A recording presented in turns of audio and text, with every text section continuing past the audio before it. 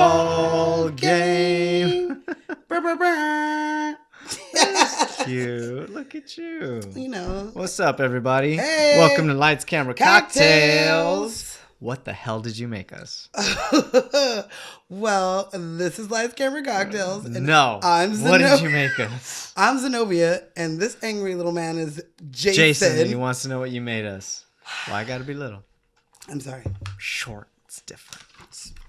Short little man. Okay. Oh my god. We are drinking today, you guys. She did not let me see this until like right now. I didn't. Oh my god. I'm about to blow his mind. He doesn't even know. Okay, so listen. This is a podcast where we pair amazing cocktails with amazing movies. Yes, we do. And this amazing cocktail is called the S'mores Martini. Nice. Okay. Do you want a s'more? How can I have some more or something if I haven't had anything? Oh my god. It's falling apart a little bit, so let's do it. A little bit. Okay. So the S'mores Martini. What you're going to do is you're going to get marshmallow fluff, and you're going to rim the glass of your martini glass. And then you're going to crush up some graham crackers, and you can roll that on there. So that's how you rim your cup. And then you're going to put 1.5 ounces of marshmallow or whipped cream vodka. And we already bought whipped cream vodka for a previous drink. I don't remember what drink it was. So I wasn't drinking vodka? I wasn't going to drink. I wasn't going to do it. Good to know. Yes. So you put that in there. Then you put 1 ounce of Irish cream. Yeah. So we got some Baileys in here. Then you're going to put 1 ounce of heavy cream. So that's what's in there. Heavy whipping cream? Heavy whipping cream. Okay, I got you. And then you're going to put 1 ounce of chocolate sauce. We kind of ran out of chocolate sauce. I drizzled it in the cup. It is somewhat in the drink. It's probably not as chocolatey as it should be, but it's still going to taste good. Yeah. Then you're going to take 2 marshmallows and put them on a chocolate skewer and top them as garnish onto your martini. I'm about to eat these marshmallows. Well, I'm going to need you to wait because we are going to like Are them. you shitting me? Yes. All week long I have been talking about this. Oh my god. So you straight up roast the mallow. Yep. Let's see how this works. I don't know how it's going to... Hold up. I can't miss out on this. Yes. Smash Liz in the Liz in the motherfucking building. Hiding in the other room. And that's You kind can of set how it you down, do baby. it. I don't... All right. I doubt that the people can see that one. Here, Let's do yours. do Ashley's. See if it works. Here, wait. Let me get that later. You got marshmallows and liquid and fire. I don't know how No, well this is going to be work. fine because there was one that had 151 in it, and I was burning the whole thing. Jeez. And I talked to Smashy about that, and she was like, I don't know. I was like, I don't know. You guys would have gotten messed I up on feel 151. like it's my birthday. And y'all are just lighting the candles. The marshmallow's wet.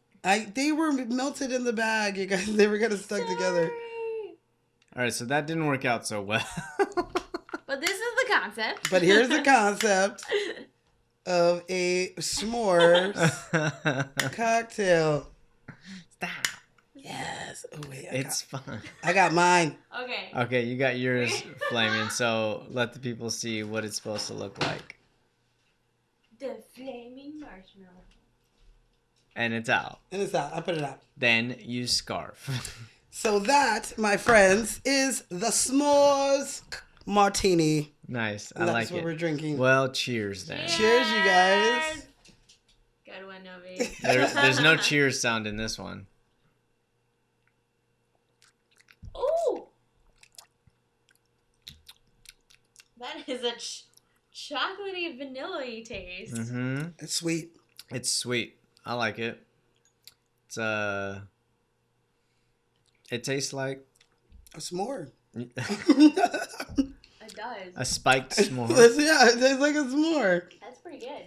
All right. Zenobia killed it again, you guys. Killed it. Nicely done. Yes. And we got some marshmallows. I'm getting these marshmallows out of the way right now. I'm going to dip mine in the drink. See how that's like. I wouldn't be surprised if it's pretty good. So, why don't you tell the people what we're doing this week? It's your week. If you guys didn't know by the drink, we doing the Sandlot. Yes, we are. Thank you for those of you who voted on Instagram, by Thank the way, you. for our summer movies. The picks are in. Sandlot is one of them, and the rest will be disclosed at a later date. Yeah. Surprise, we're doing the Sandlot today. Yeah. This movie, first of all, I don't know how many times I've seen it. I didn't even really need to like watch it this week. No, you can't. Oh, we are, because I did research, motherfucker, and you are not going to pass up the most important part of this drink. The herstory. It is time, you guys, It is time. for the Hellstory. Hellstory. There's. Go for it. Vodka. Vodka. We are drinking Hellstory of vodka. Let's vodka. hear it. We are drinking today whipped cream vodka, but I don't know if this goes for all vodkas, but we gonna see. All right. What you got? Vodka is great for keeping things clean. I read that it helps clean hairbrushes and stuff like that if you want something disinfected, because it is a disinfectant. And it is good for bad breath, and it helps you with a toothache. So if you have tooth hurt, hold some vodka in your mouth around the tooth, and it probably will help it out. Back in the day, doctors used to use vodka as a tonic in medicine to cure things. So if you, let's see, some of the things was like skin irritation and fatigue, and it prevents early labor. Well, that's what they said. Prevents? Yeah. So if you're like, I feel like it might be coming, take a shot of vodka and Just a little bit? the baby will stay in there. I don't know. All right.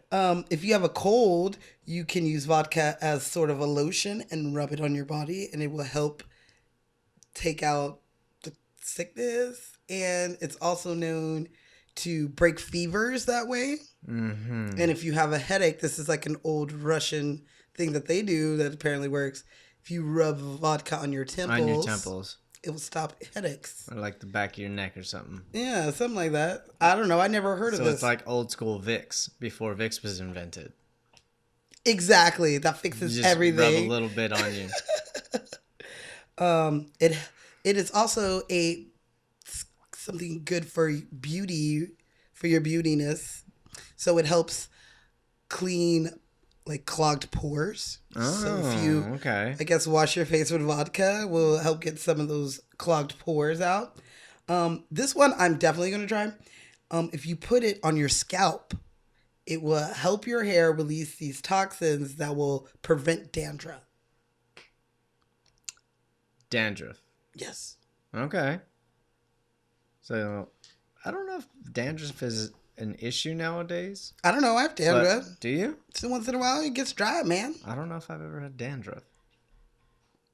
Well, I'm going to try this. So this Hellstory, It's good for your hair. it's good for some things. I don't know if I would implement it, but that might just be me because I don't suffer from those things, I guess. Well, if you have like a big ass blackhead, put some vodka on it. Oh, it also cures cold sores. So if you have a cold I'm good on sore, that one too. dab it on there. I've There's been people out there. Yeah. This isn't just for you. I'm doing It's the health for everybody. All of it. So that's a little bit of the Hellstory on the vodka. I got you. I No, like it. Vodka's not your thing. You Vodka's already, not my thing. It's but not. Even with the Hellstory, none of those. I'm looking like, what can I, like, I'll try the whole rubbing the thing on the temple, but like the tooth thing, I thought that you did that with bourbon already. Have we done a Hellstory on bourbon? Or rum, I think is what. No, but you know how I like didn't old see school that one. parents used to do that when their kids had a Oh, they toothache? rub it. Well, they would rub it on their like gums. Uh-huh. Or if like kids are like, babies are like teething and stuff, Yeah. they used to do that in like the 50s when this movie is set. They do that in the Meet the Fockers with the baby. That's right, they do. He like comes out with like the bottle and the titty. She's I said give him like a thimbleful, not the whole bottle.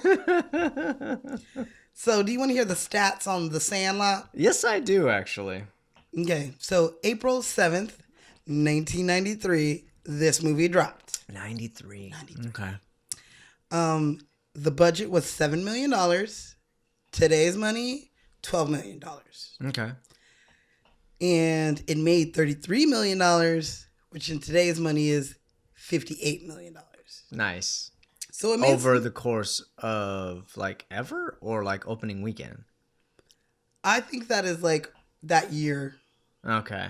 33 mil? Yeah. Yeah, I think that is like Maybe like the first year because this movie is It comes timeless. about- People like Yeah. constantly watch it to this day. I tell people they're killing me even to this day. I'm like, you're killing me, shit. Smalls. Yeah. You ready for the Rotten Tomatoes? Am I? I don't know how mad you'll be. Critics, 60%. Big surprise. Audience, 89%. There you go. That's more like it. Zenobia, 100%. Good. Love this movie. It's a good- timeless. All the kids do great jobs. Yes. Super funny. Like you said, there's so many lines from this movie that people can say. Mm-hmm. And, you know, old people and young people love this movie. Yeah. It's one of those movies that, you know, if like the entire family's there and you don't know what to watch, Yep. throw on Sandlot. Put on Sandlot. Everybody's going to like it. Everyone's going to be happy. Like, the adults be like, oh, I haven't seen this since I was a kid. The kids be like, I've never seen this. What is this? Oh, there's kids in it? I'm down. So in honor of that movie, I am wearing my Dodgers jersey. Are you a Dodger fan? I am not a baseball fan. Okay. It's not my sport. But the last couple years, my friends Annette and Lewis, hey y'all, they started taking me to Dodger games. Okay. And my very first Dodger game, we're meeting up with them to drive to Dodger Stadium, and me and my friend are late. And she's like, they're giving away free jerseys, and if I'm not there and I don't get one, I'm gonna rip your throat out. And so like the whole way there, we're like, fuck, we better get there or she's gonna fucking rip our throat out. And we had separate tickets, so they went through one entrance and we went through one entrance. We get there, they got boxes of these fucking shit. We're like, fuck yeah, she's not gonna kill us. We get our jerseys, we walk in, we meet up with them, and she's like, where'd you get that jersey? I'm like, they had them at the gate. And she's like, they didn't have it at our gate. And so I took this jersey off and I gave it to her because I am not a Dodger fan. I don't give a shit. So last week when we decided to do this movie, I was like, hey, Annette girl, let me borrow our jersey. Mm-hmm. Can I get that? And she loaned it to me. And so here I am in my Dodger jersey. That's actually a really good story. Yeah. That's sweet. And that's my first Dodger game. I've been to like 3 or 4.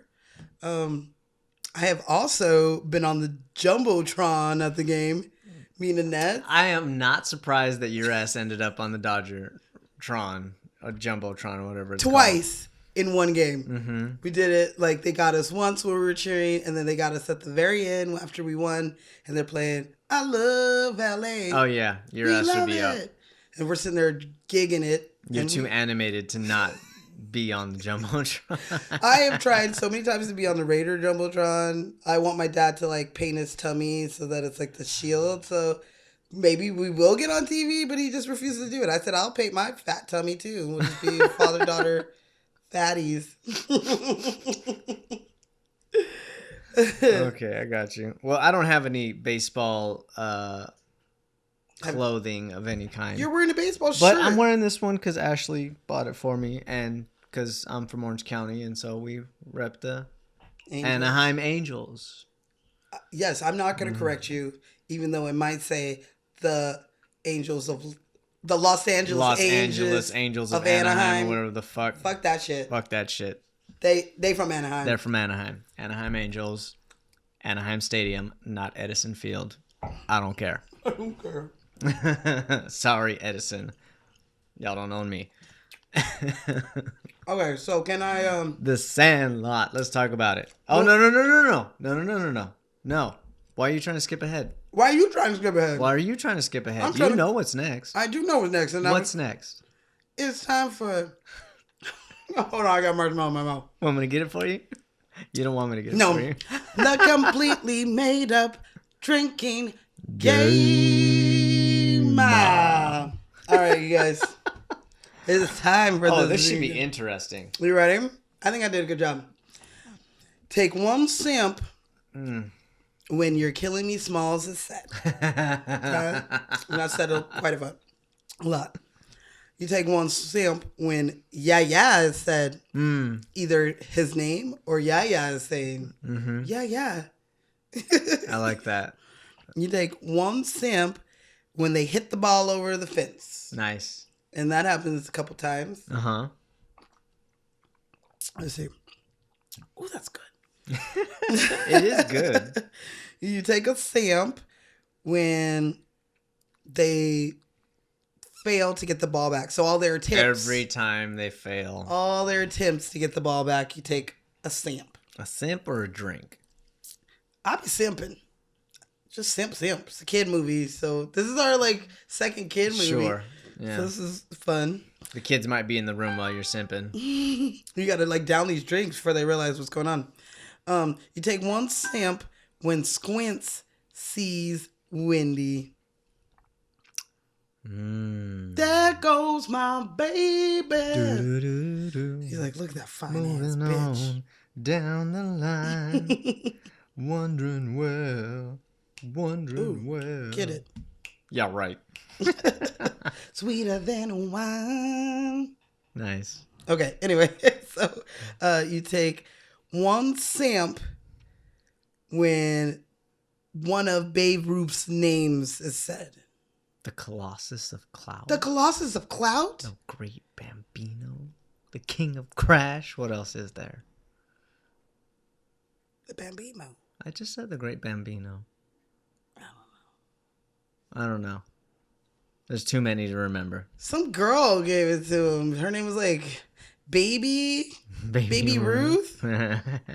Babe Ruth. You take one simp when the beast is said.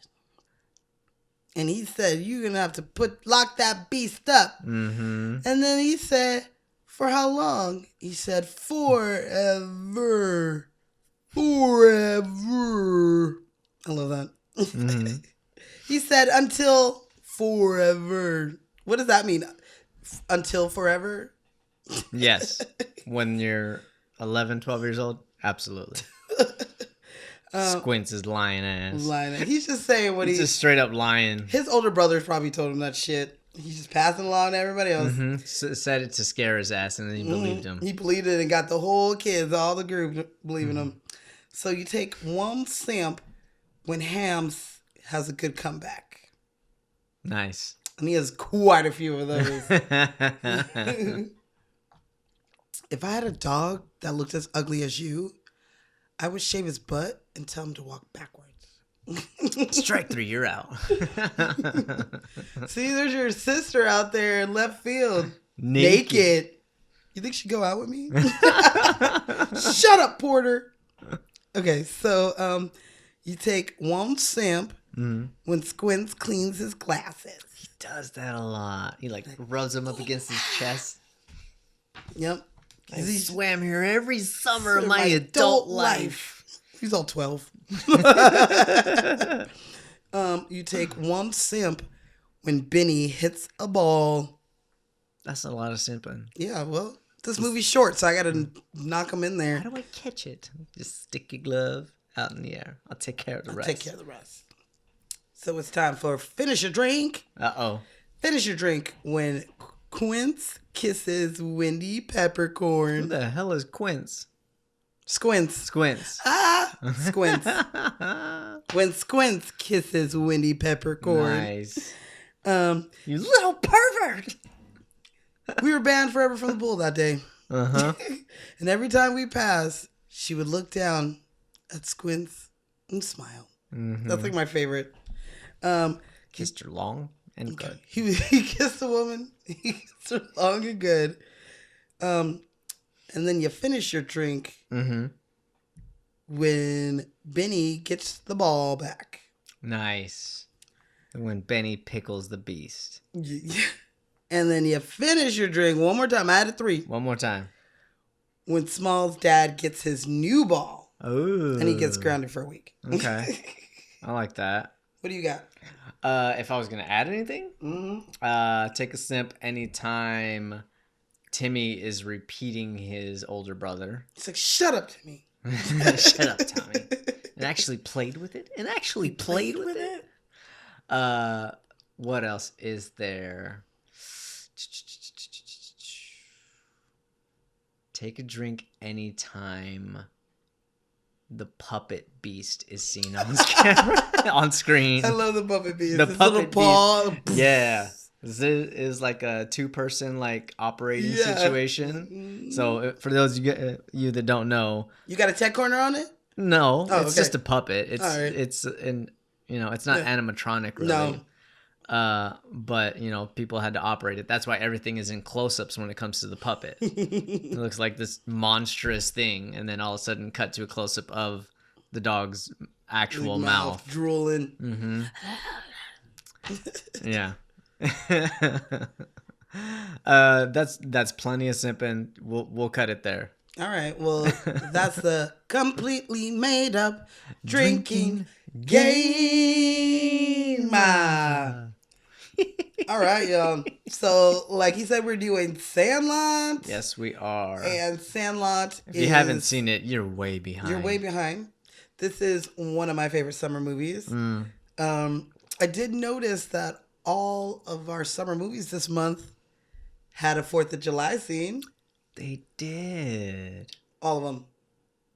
Well, we got one more technically next week, right? I thought next month was going to be summer month too. It is summer month. Yeah. But like for the month of July. So this one has a 4th of July scene. Last one did, and the last one before that did. And the one I'm before wondering that? if the one next Independence week Day. does. Independence Day, Jaws, Grown Ups, and Sandlot all have 4th of July scenes. Yeah. Next week does not. Well, However, there are fireworks involved. okay. Okay. You'll see. So I thought that was really cool. This movie is about this kid named Smalls who moves into a new neighborhood 2 weeks before school's out. So he doesn't have any friends. And he kind of sees some kids who are misfits and he follows them to the Sandlot. Are they misfits?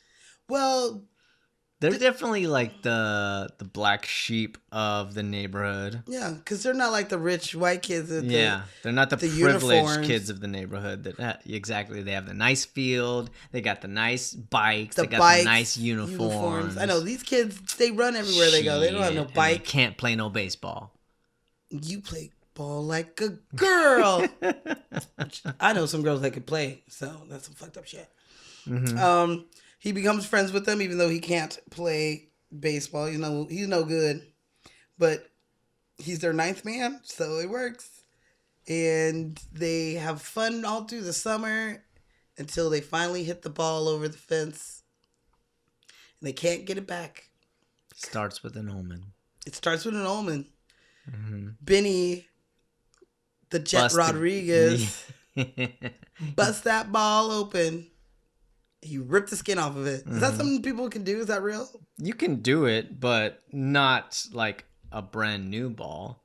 Because basically what you're doing is like, as the ball's being thrown at you, it's spinning usually backwards. In which case, if you hit it on the right angle, then you're immediately forcing the ball to go the opposite direction. In which case, maybe the ball will go that way, but the thread will separate. Because it's nothing but string inside the baseball. And so weird. So the threads probably just popped off. And that fucking ball's hurt.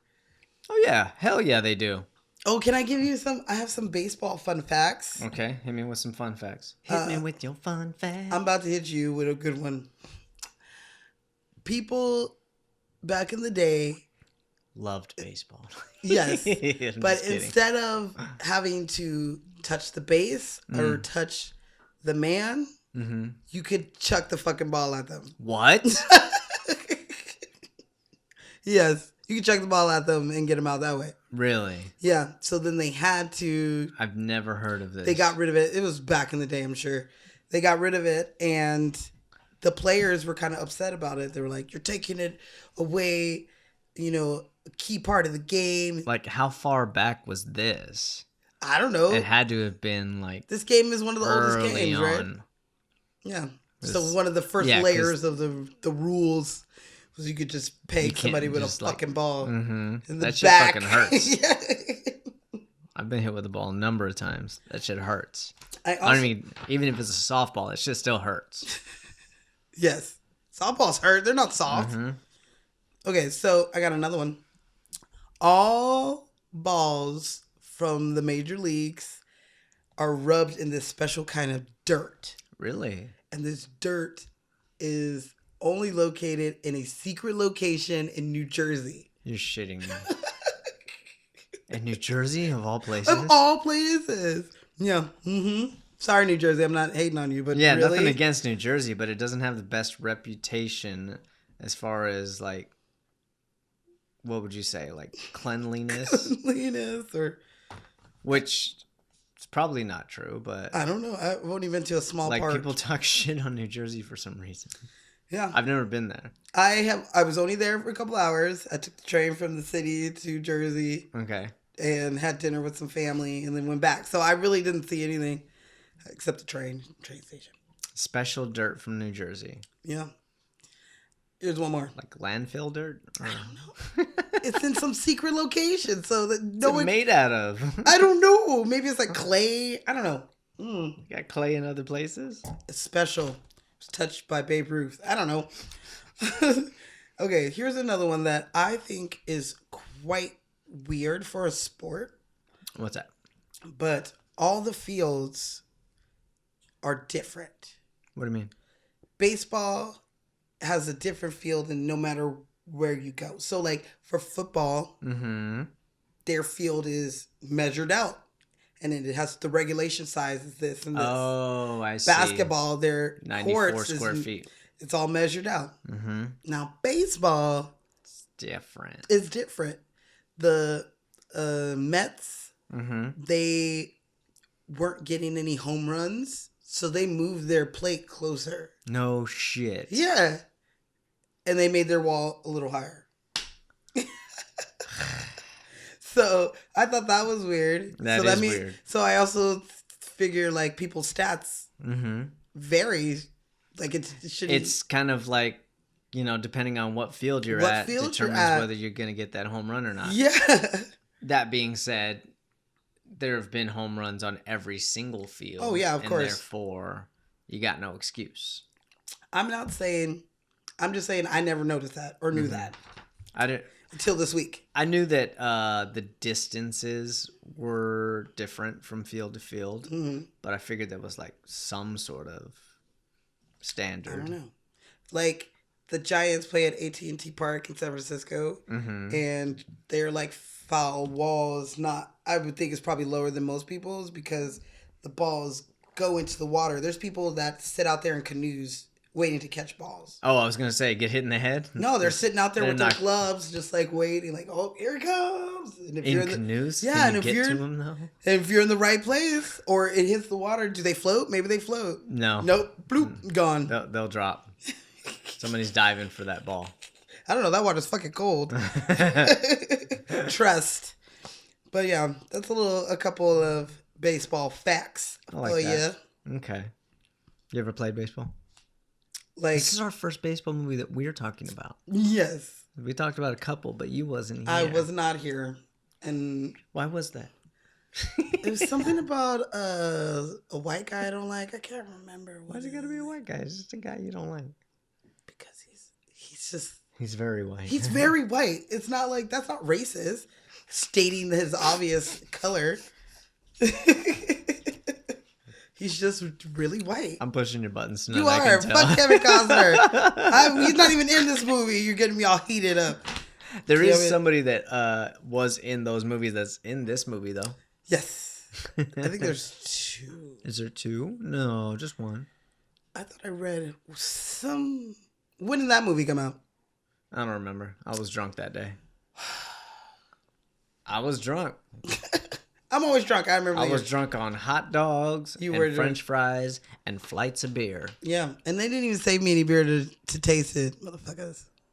It's all Yes, good. we did. You just didn't come by or something. Something happened because I did save you some. By the time I came by, there was like one left. But it was yours. But it was no one else's. You right. It was yours. I even brought it to Easter for you. You said I couldn't drink the Sublime one. I did taste it though. That's because you showed up late and I was already drunk and I gave it to James. That's what happened. And he let me drink some, so it was fine. I was like, I love James Sublime. listens to these. He remembers. You remember, we drank that. He'll back me up on this. Whatever. We were drunk that day. So, let's do this. All right, let's dive into it. The Sandlot, made in 1993, blah, blah, blah, blah, blah. So, this is directed by a man named David Mickey Evans. And I got a surprise for you that you probably already know. Uh-oh. I don't know if it's a good surprise or not. They are making a prequel to The Sandlot. They already made a sequel. They already made a sequel. Now they're making a prequel, all by David Mickey Evans. This is definitely his biggest achievement as a director. His second movie. It is his second movie, and he wrote it. And I saw his first movie, and I liked that one too. Radio Flyer, right? Yeah, Elijah Wood. Yeah. Little youngster Elijah Wood. I remember watching that when I was younger. My dad. It was a little loves weird, especially with the giant buffalo. That part always threw me off. But I was a kid when I watched it, so maybe as an adult it'll make more sense. He sold both of those scripts for $1 million apiece. Really? Yep. Get it, my dude. That's pretty good, right? Oh yeah, that's a 1-bedroom in Los Angeles. For a year. That's it. Yeah, seriously. Yeah. He is also the narrator in this. Did you know that? I did not know that. That's him talking. That's him talking? Mm-hmm. He's narrating. Man has a wonderful He does have a really good voice. When I saw his face, I was like, it doesn't fit. No, it doesn't. Like nowadays, it's like, all right. Yeah. He's got If I would have known yeah. all the things that was going to happen, I might not have even come that day or something, whatever he says. I think he really loves baseball. Yeah. Because he also was the writer of Ed, that one where the monkey is playing baseball or whatever. And apparently this movie is based off of not so much him as much as his older brother's experiences, I believe. Because this movie is set in 1962, and he was born in 1962. I see.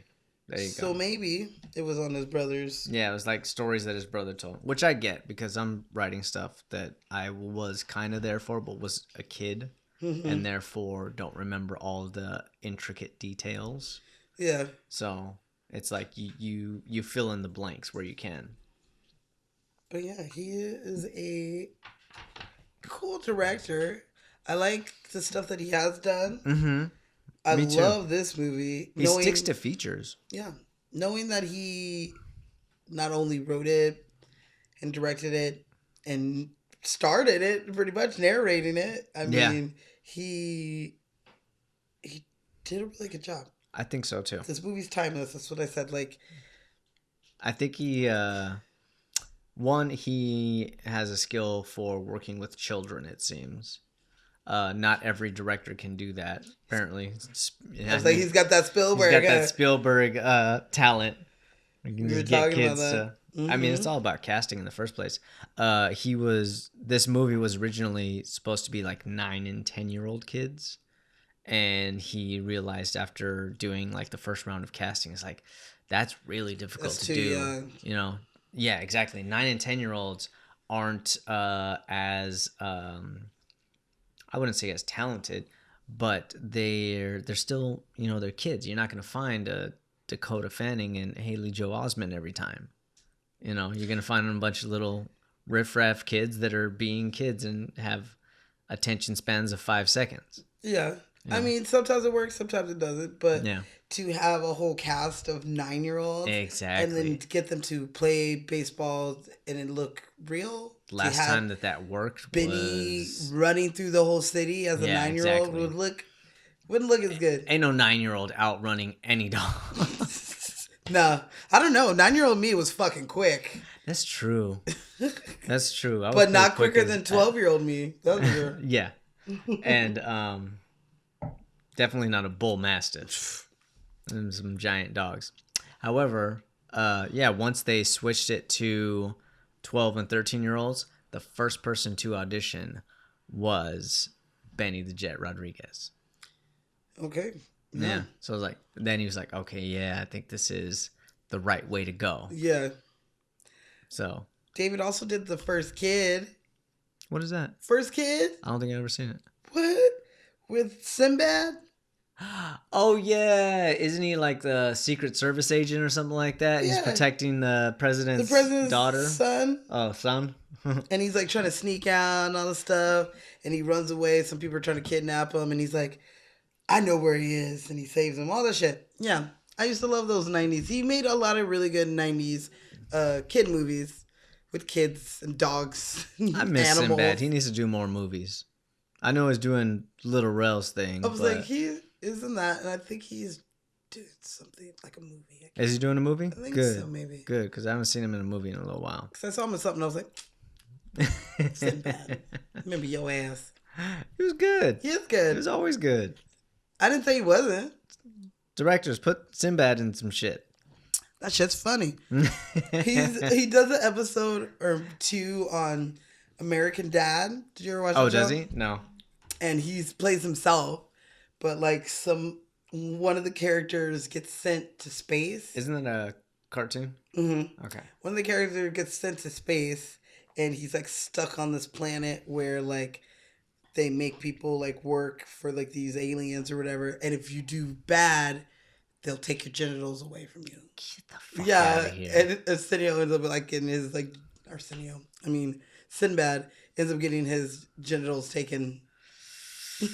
I don't know if I would have gone through with that script. It was funny though. It's a cartoon. They didn't really cut him off. Still, I don't know. It's like, I don't want to think about it. Exactly. Change the subject, please.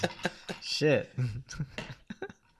Yeah. Okay, well, let's dive into this cast because Sinbad ain't in it. He not. No, He not the blind man. no. Okay. Art LaFleur. Let's start with Art LaFleur, who plays the Babe Ruth. Oh, I was like, I didn't write him down, but yes, No. he only has one scene. I mean, I'm starting with the adults because the real stars are the kids with this movie. Okay. You know, and he has the shortest time on screen, even though it's very, very memorable. So he plays Babe Ruth. He comes and visits Benny in a dream and explains to him. It's almost like his conscience is telling you, you know, you've tried all these stupid things to get this ball back, but the fact of the matter is, the way we used to do it in the old days is you jump over the fence and you go get it. And what does he say? What's his slogan? Heroes get remembered, but legends live forever. Heroes get remembered, but legends never die. Or never die. Follow your heart, kid. You can never go wrong. Yeah. Yeah, absolutely. And that's how Benny became a neighborhood legend. I mean, And I thought he looked great. In uh, terms of like playing Babe Ruth, I think he did a really good job. to be honest with you, You disagree? I don't know Babe Ruth. You haven't seen like pictures and stuff? Yeah, I have, but I've never seen him like his swag, his talk. I So, mean, nobody like, has because that was during a time when there was no sound in movies or in like videos. That's true. That's what I'm saying. It's hard to like be like, oh, he had him down. Yeah. Because Not I don't only that, know. like back then, you'll notice that all of the like videos of Babe Ruth, it's almost like the frame is like sped up Why is it like that in old stuff? because they used to hand crank everything. Oh. Yeah. Like when they would show it or like, When they would film it. oh, you're right. Okay. So homeboy had to be like doing that accurately. But if it's, that's the human factor right there. Your arm gets tired and goes slow or something like that. It might fuck shit up. I don't know. Dang, aren't we they glad didn't we teach us don't about have that that? in film school. I know we didn't go that far back where we had to crank it. No, definitely not. We don't crank it. We don't check the gate anymore. None of that shit. You're like, time But out, I mean, I ran out of film. if I had to choose between him and like John Candy, or not John Candy, sorry, Love him. John Goodman played Babe Ruth. Art LaFleur looks more the part of Babe Ruth. He looks skinny.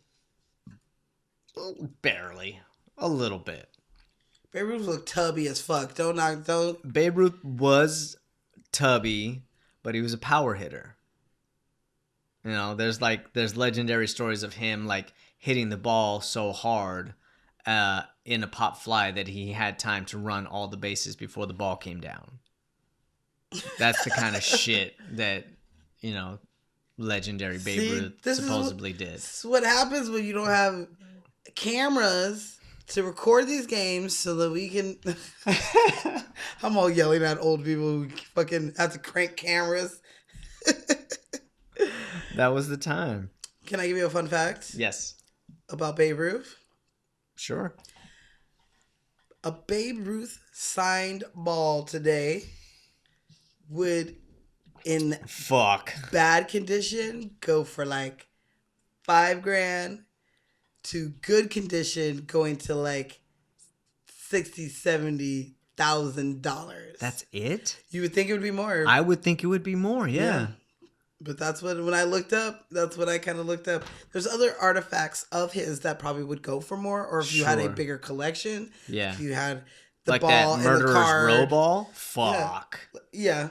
If The you had like 1927 Yankees? That's true, but that also has tons of other people on it. That has everybody on it. But yeah. if it was just a Babe Ruth ball, maybe a card or a jersey, then you probably could get over $1 million for that. But just a ball, the most is probably going to be like $60,000. That's crazy. Yeah. Yeah. Sports memorabilia isn't worth as much as it used to, I feel like. And I think that's good. Oh, I got another fun fact. I do think that's good, but at the same time, the child in me is a little heartbroken because I had boxes upon boxes of baseball and basketball and football cards. And I think we talked about this before, but I've got like 2 or 3 things left. Those little like... little books. Yeah, those little booklet things. Mm-hmm. I've got like 3 or 4 of those left. And I looked them up recently and it's like, these things ain't worth shit. Hey, I can't even get my money back that I spent way back when. I collected Beanie Babies like they were going out of style, that I was having money for college. Mm-hmm. And I could go online right now and look at a Beanie Baby and it would be $3. Like, I spent $20 on it. Like, They sold us another lie. They sold me a lie and told me I was going to be worth something. Artificial sweeteners are safe too, by the way. Okay, so I have a baseball card fun fact. Okay. So, one of the members of Rush collected baseball cards. Okay. But he collected Negro League baseball cards. And he had one of the biggest collections. And then in the early 2000s, he donated them to the Negro Baseball League Museum. So he spent years and years and years collecting these very rare, probably really hard to find Negro League cards. I don't know where you even get them. I know. I just don't like to hear you say that. It just throws me off. The Negro League? Yeah, stop it. I mean, that's cool. It's like, I don't know. I thought that was a really cool fact because it is really cool. Something it's that just... people don't think about. Mm-hmm. I mean, they think of like, oh, Jackie Robinson, but there was so many other players out there who didn't get their shot. Say. So to have some rich rock star start collecting these things and then donate them to this is the first time I'm hearing that there actually was baseball cards for them. I didn't know that either. Okay. Little black kids have to have something to trade. Yeah, absolutely. I'm not saying they didn't. I'm just saying. Yeah. folks was mighty racist back then. Were they? Well, not these kids, because they had a little black friend Oh yeah, they had one. and a Mexican friend. And the token black friend. They had the token Mexican kid Hey, who happened to play some ball. that's a big thing in 1962. Though. In 1962, yeah. And today, I'd be like, your friends, you need more different color friends. Mm-hmm. But yeah, no, back then, that's like a big, like, wow, these kids are progressive. Yeah, for real.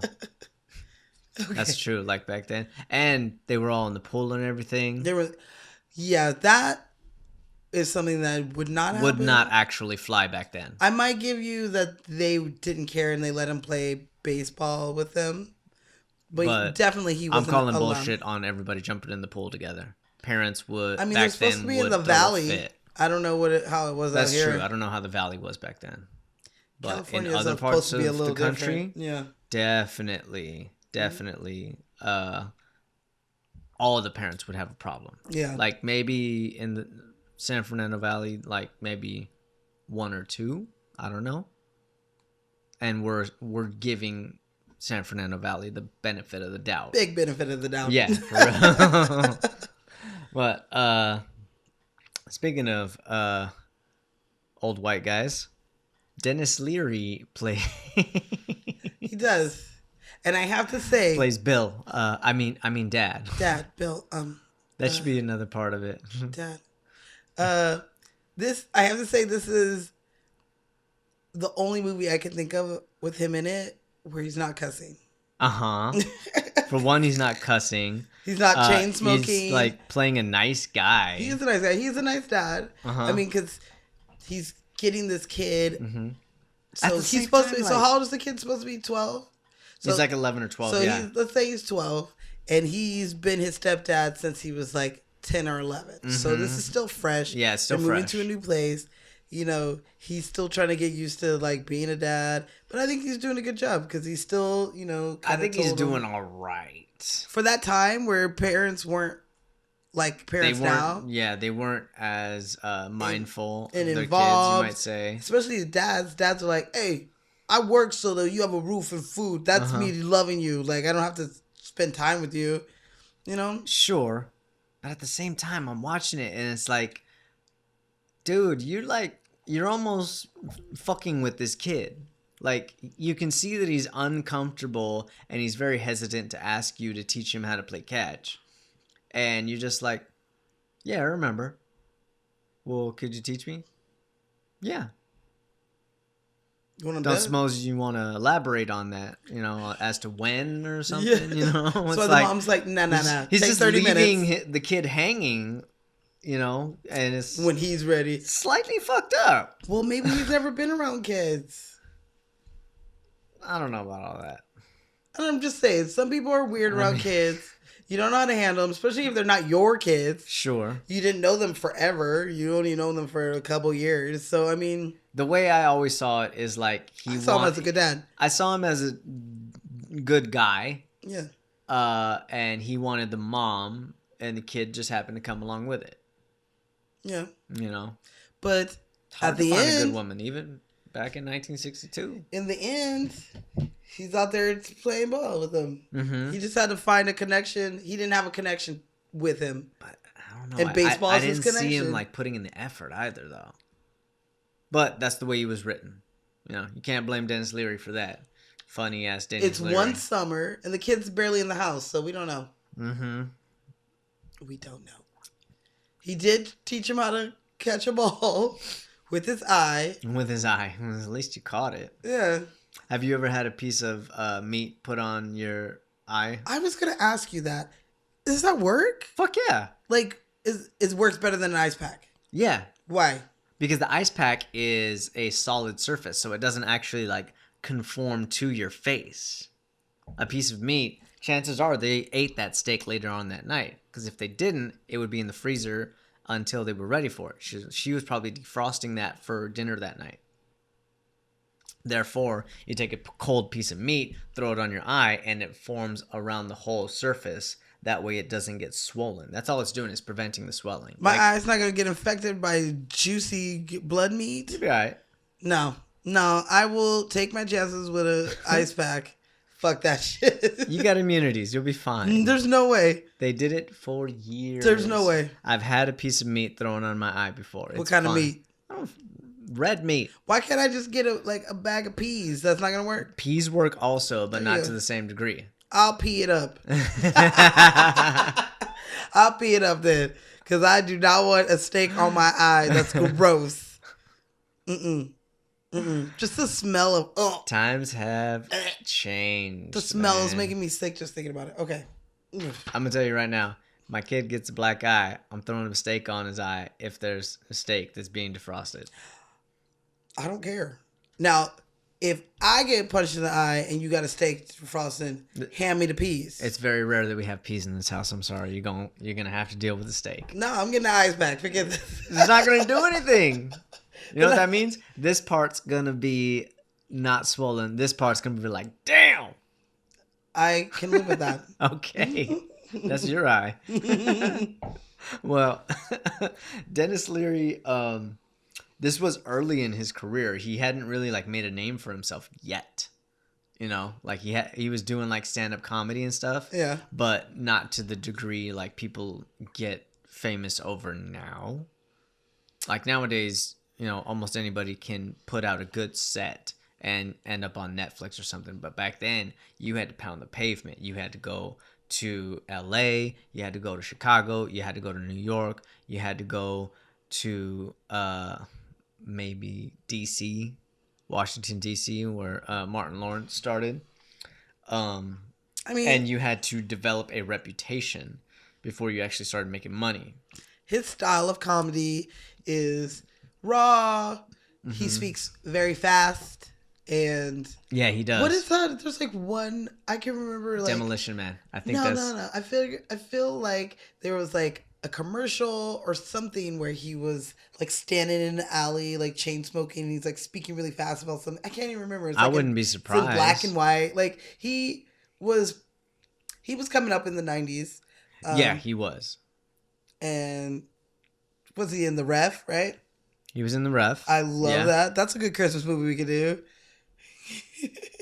Yeah, you can do that one. He was in Strictly Business with Tommy Davidson and what's her name? Halle Berry. What's her name? I thought you were talking about somebody else. I was like, who? No, it's Holly. I liked him most of all. A couple of movies after The Sandlot, he did Demolition Man. Yeah. So he plays Mr. Edgar Friendly, the dude that Wesley Snipes is supposed to kill. Right. And like he's the guy that's living in the sewers and he's a free thinker. You know, he didn't want to be a leader, but it just happened that way. Mm-hmm. But he's like, I'm the guy that wants to ask myself, do I have the gravy fries with the giant bucket of chicken? I want high cholesterol. I want greasy food. I want to just smear myself in Jell-O and walk down the street because I suddenly feel the need to. You know, he likes, you know, free will, free choice, free everything. And like you said, he talks really, really fast. Talks fast. And so it's great for when you have a monologue to do. Get it done quick. Mm-hmm. He kept his name going in the 2000s, doing shows like Rescue Me that went on for quite a while. Rescue me. Come on and take my hand. He also did a voice in Ice Age, so he's in all the Ice Age movies. Mm-hmm. So he's got that specific voice. yeah. You know, when you hear Dennis Leary on something, you know it's him. Yep. So, and his counterpart, let's talk about her for a minute, Miss Karen Allen. Mm-hmm. You all know her. You all love her from The Sandlot. And Indiana Jones, of course. Da-da-da. Raiders of the Lost Ark. yep. She was Wait, I literally before almost that as well. sang the wrong song. Do the Indiana Jones song.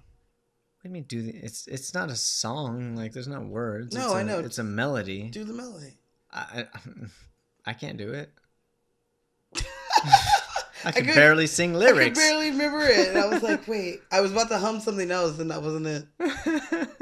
Damn. All right, anyway. Um, You can insert it. How many? I don't remember how it goes. What the fuck? Well, she was also, before she did Indiana Jones, she did National Lampoon's Animal House. So she was the heroine in that. Oh. So the dude that grows you're up to right. play Van Wilder's dad, Yeah. for the younger generation out there, she was his love interest. Mm-hmm. Yeah. Not only that, she retired. She retired early. From And- film? Yeah, from film. Like she started doing theater more. She moved out to like the countryside and like refurbished a barn or something like that. And Okay. that was the way she wanted to live. She would work as an actress at like local theaters and stuff. Every once in a while, she would do something of interest, but for the most part, she didn't like. She got off the hamster wheel of Hollywood. It wasn't until Indiana Jones? Indiana Jones again. Yeah, they talked her into it, and you know how it is. Once you get that acting bug back in you, it's kind of hard to kick the second time. And so she's continually doing stuff again now. Do you know what else movie she was in that I love? Scrooge. She was in Scrooge. She plays his like girlfriend. She plays the heroine again. Yeah, absolutely. I love that. That's got to be on the list for this year. Bill Murray. Bill fucking Murray. It's not Bob Marley. It ain't Bob Marley. Yeah, I like her. I like her a lot. She did a great job, and She she's has such so a sweet. She has a sweet face. I think that's what I it is. almost She feel just- bad when she gets hit in the forehead with that erector I don't. ball. I think that is the funniest shit ever. Honey. Oh, shit. He's like, oh shit, sorry, mom. Oh, damn well that's going to leave a mark. She's like, sit down. I'm gonna beat the shit out of you because you just hit me in the head. Sit your nerdy ass down for a second. Let me talk to you. You got to get out of this room. Yeah. Because it's starting to get dangerous. It smells gross in here. You haven't been outside in 3 days. I'm getting tired of bringing your dinners in here. You need to make some friends. Like that's Yeah, pretty much seriously. But she's not even like that. She's Nah, so she's sweet good, and Mom. understanding. So she has that sweet face. It's very endearing the way that she talks to her son. Yeah. Yeah.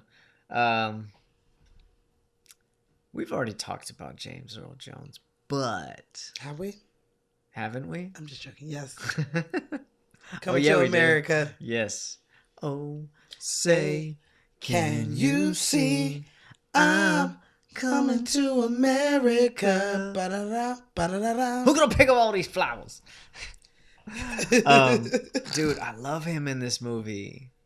Apparently, all the kids got really excited when he came on set. They're like, Darth Vader's Vader? here. This is before he was Mufasa. This was before he was Mufasa, yeah. Otherwise, the kids would be like, fucking Mufasa. Mufasa. Ooh, say it again. Mufasa, Mufasa, Mufasa. It tingles. Yeah. So he is the blind neighbor who owns a junkyard. Mr. Myrtle. Mr. Myrtle. I love where he's like, hell, should have just came over. I would have Yeah. got the ball for Why didn't you. you knock on the door? I would have gotten it for you. Squints. Whoops, Squints' ass. Quiz. Like, we got it back, didn't we? Didn't we get the ball back? Yeah, we almost died. Got the ball back. Yeah. Or he's like, he tells him it's the Babe Ruth ball. He's like, oh, you're not in trouble. Which, like, You're dead where you stand. yeah, exactly. It throws me off how he just knows. He has a feeling that something is wrong. And Well- I think it's from the baseball itself. The It's probably made from a different material It's back the older then. one. It's Because like, he is feeling it and I smelling know it. how this baseball feels, and this feels like the ones I used to play with. I thought it was just because these kids have been playing over there forever. They're hitting balls over there left and right, but they've never tried to come get it. Mm-hmm. And for you to try to come get it and make all that noise for days, Yeah. there's got to be some reason. Them extra sensories. You Yeah. lose one sense, you get another. It's usually intuition. It's like I keep hearing these fucking kids screaming back here. Ah! You're in trouble, aren't you, son? Yeah. When he gets pulled Yeah, back yeah, up. stupid ass. They would have got it if he would have held on to his ball. Mm-hmm. Well, yeah. Would you help these kids out if you were him? Yeah. No.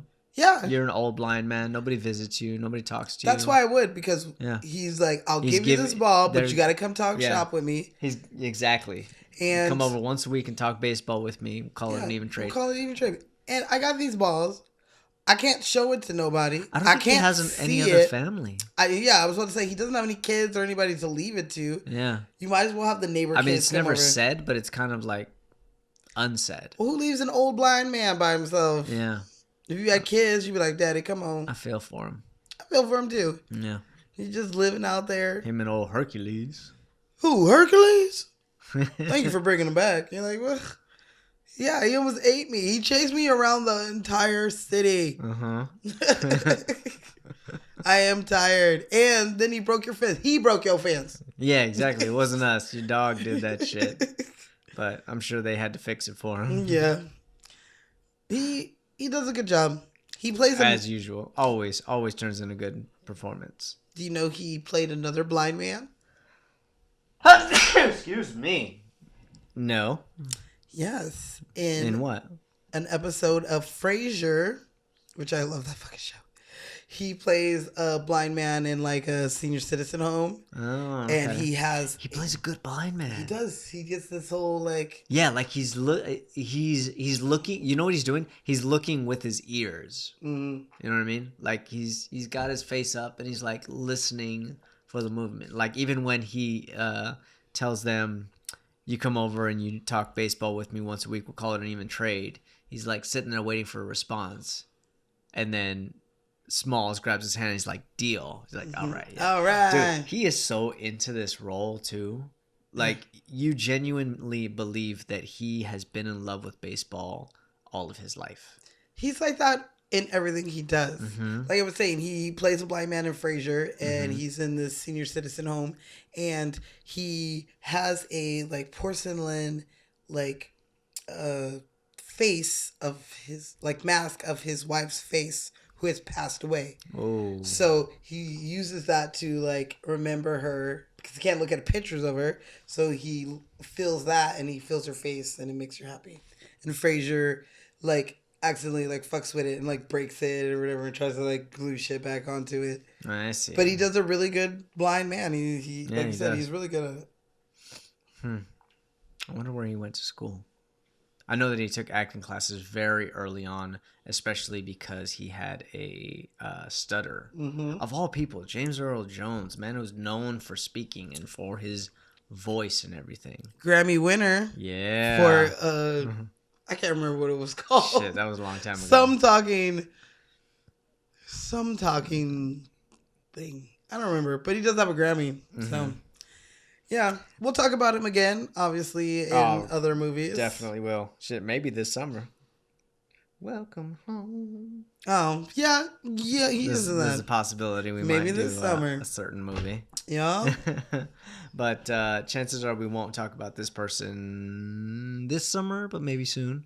There's some movies that she's doing that are interesting. Miss Marley Shelton.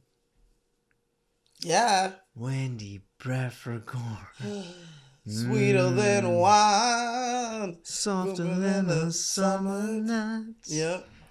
Everything I wanna have. She's like a So little we red. should talk about the composer for this movie Okay. because damn, is it a good soundtrack. I don't know who it is. Give it to me. I'll look it up after her. But I just have to say that first of all, doo-wop is one of my favorite genres of music, and therefore I love this soundtrack so very much. And whoever chose it, I think actually there wasn't really a composer that was credited. Oh, I know. Like who there it was a is. music department. Oh, who was it? Art LeBeau. It's not Art LeBeau. I'm just playing. If you guys don't know who Art LeBeau is, he's the oldest fucking DJ in the world. Oh my God. He plays all over the country, and he plays basically these fucking songs. That's actually really, really good. Thank you. I listen to him on Sundays. Don't get me twisted. Mm-hmm. No, they don't have a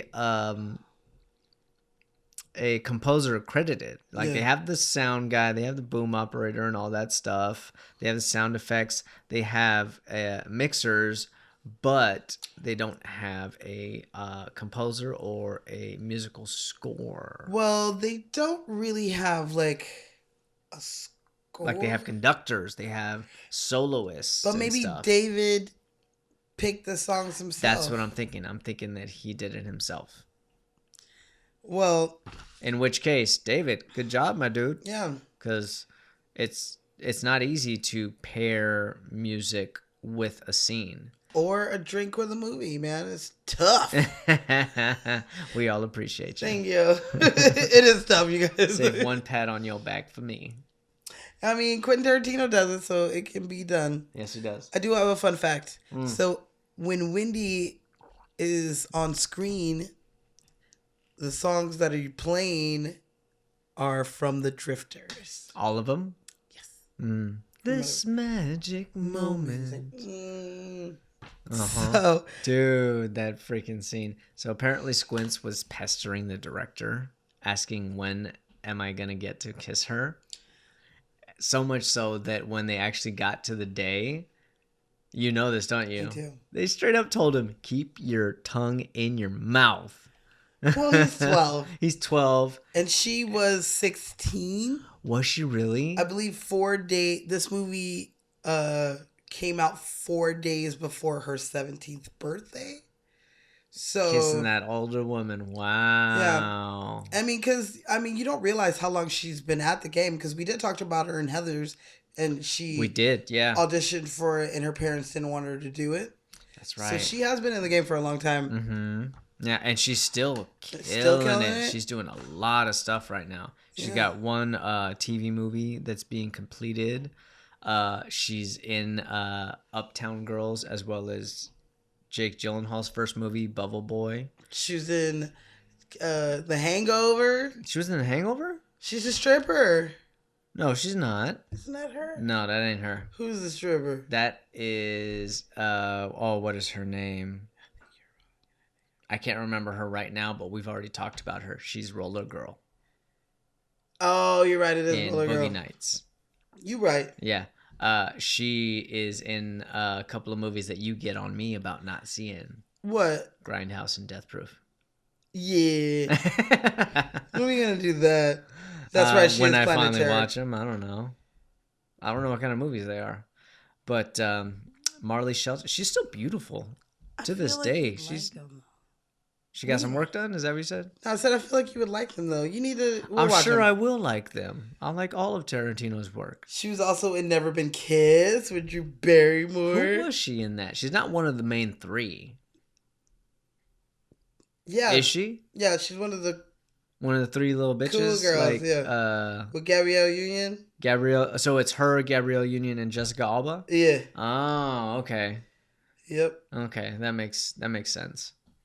As I was trying to think back, I've seen that movie. I was like, she must have had a really small part, but apparently no, she's one of the bitches. Yeah, she's one of the bitches. Well, Wendy Peppercorn. And Squints. I thought she did a really good job.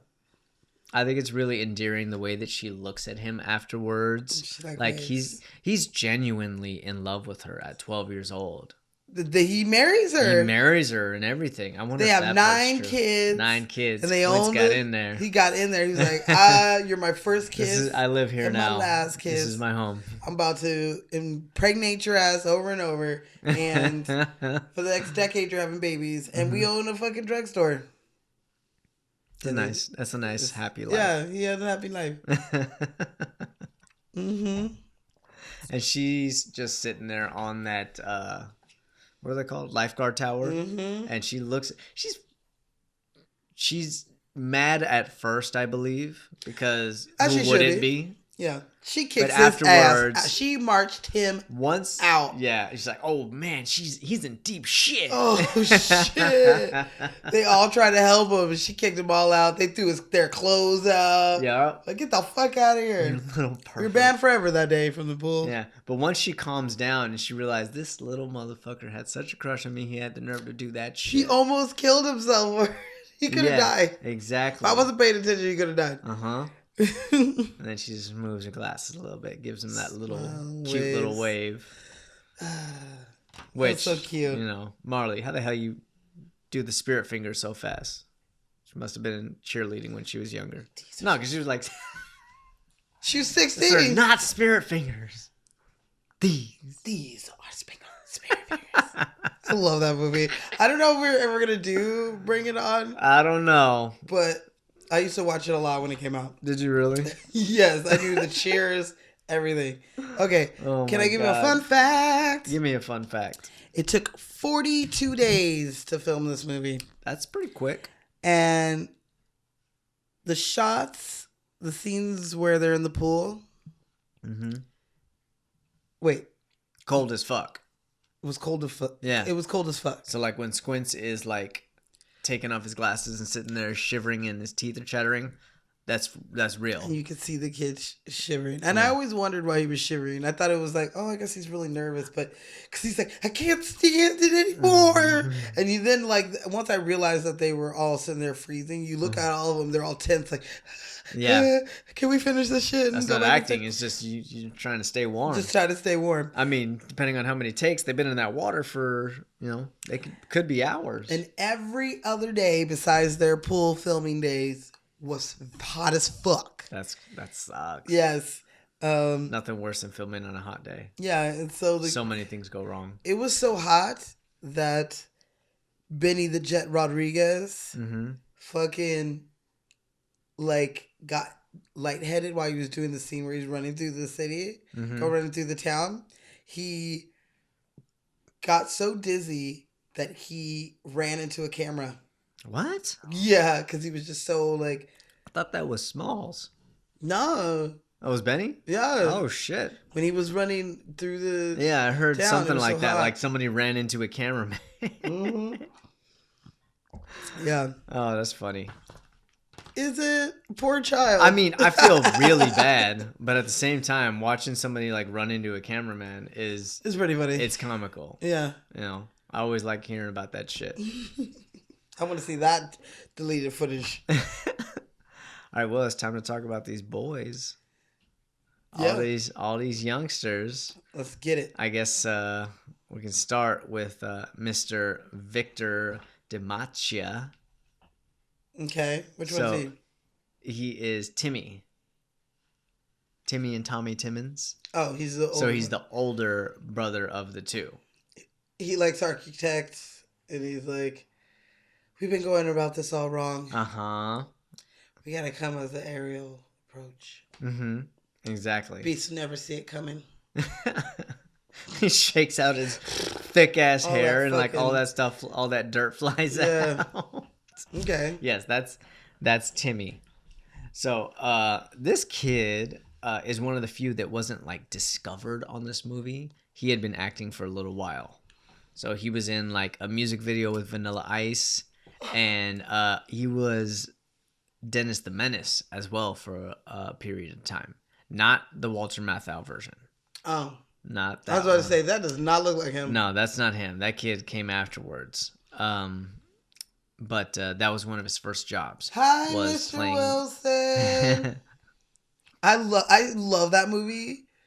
I think it's hilarious. Rashad loves that movie too. It's a great movie. So funny. Like, to think of this kid who's not really a bad kid. He just does dumb shit. He that- just does dumb shit, And it he's gives him got joy. like parents that don't pay a whole lot of attention to him. Like, I love where he does the but he's also like faithful, super talented. Oh yeah, smart. And then they put like the mouthwash in it, and then he sticks it up his nose, and he's like, Makes- oh no! Like that movie's hilarious. and Walter Matthau just plays it up. Oh, he's a big great time. Mr. Wilson. He really is.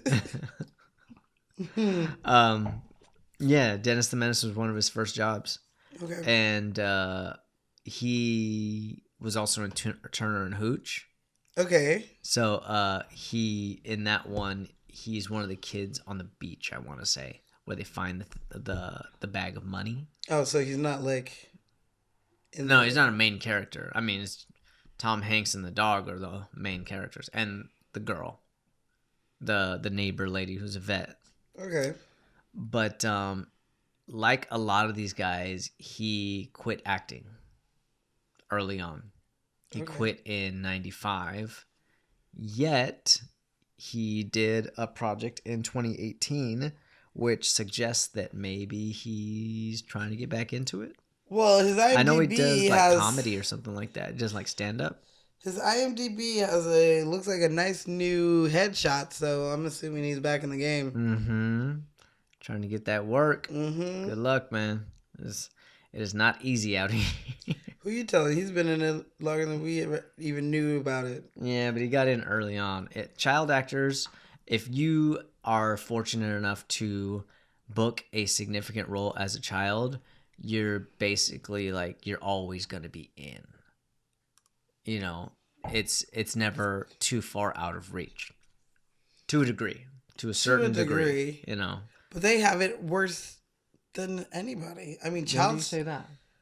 because of all the stuff that they have to go through. I mean, I think that when all we depends were- on the parents. when we were 12, we were playing baseball, running around, worried about school. He's 12. He has a tutor. He has to, be on set at this time. Remember these lines. You're dealing with adults and you have to be a child but still think and act like an adult.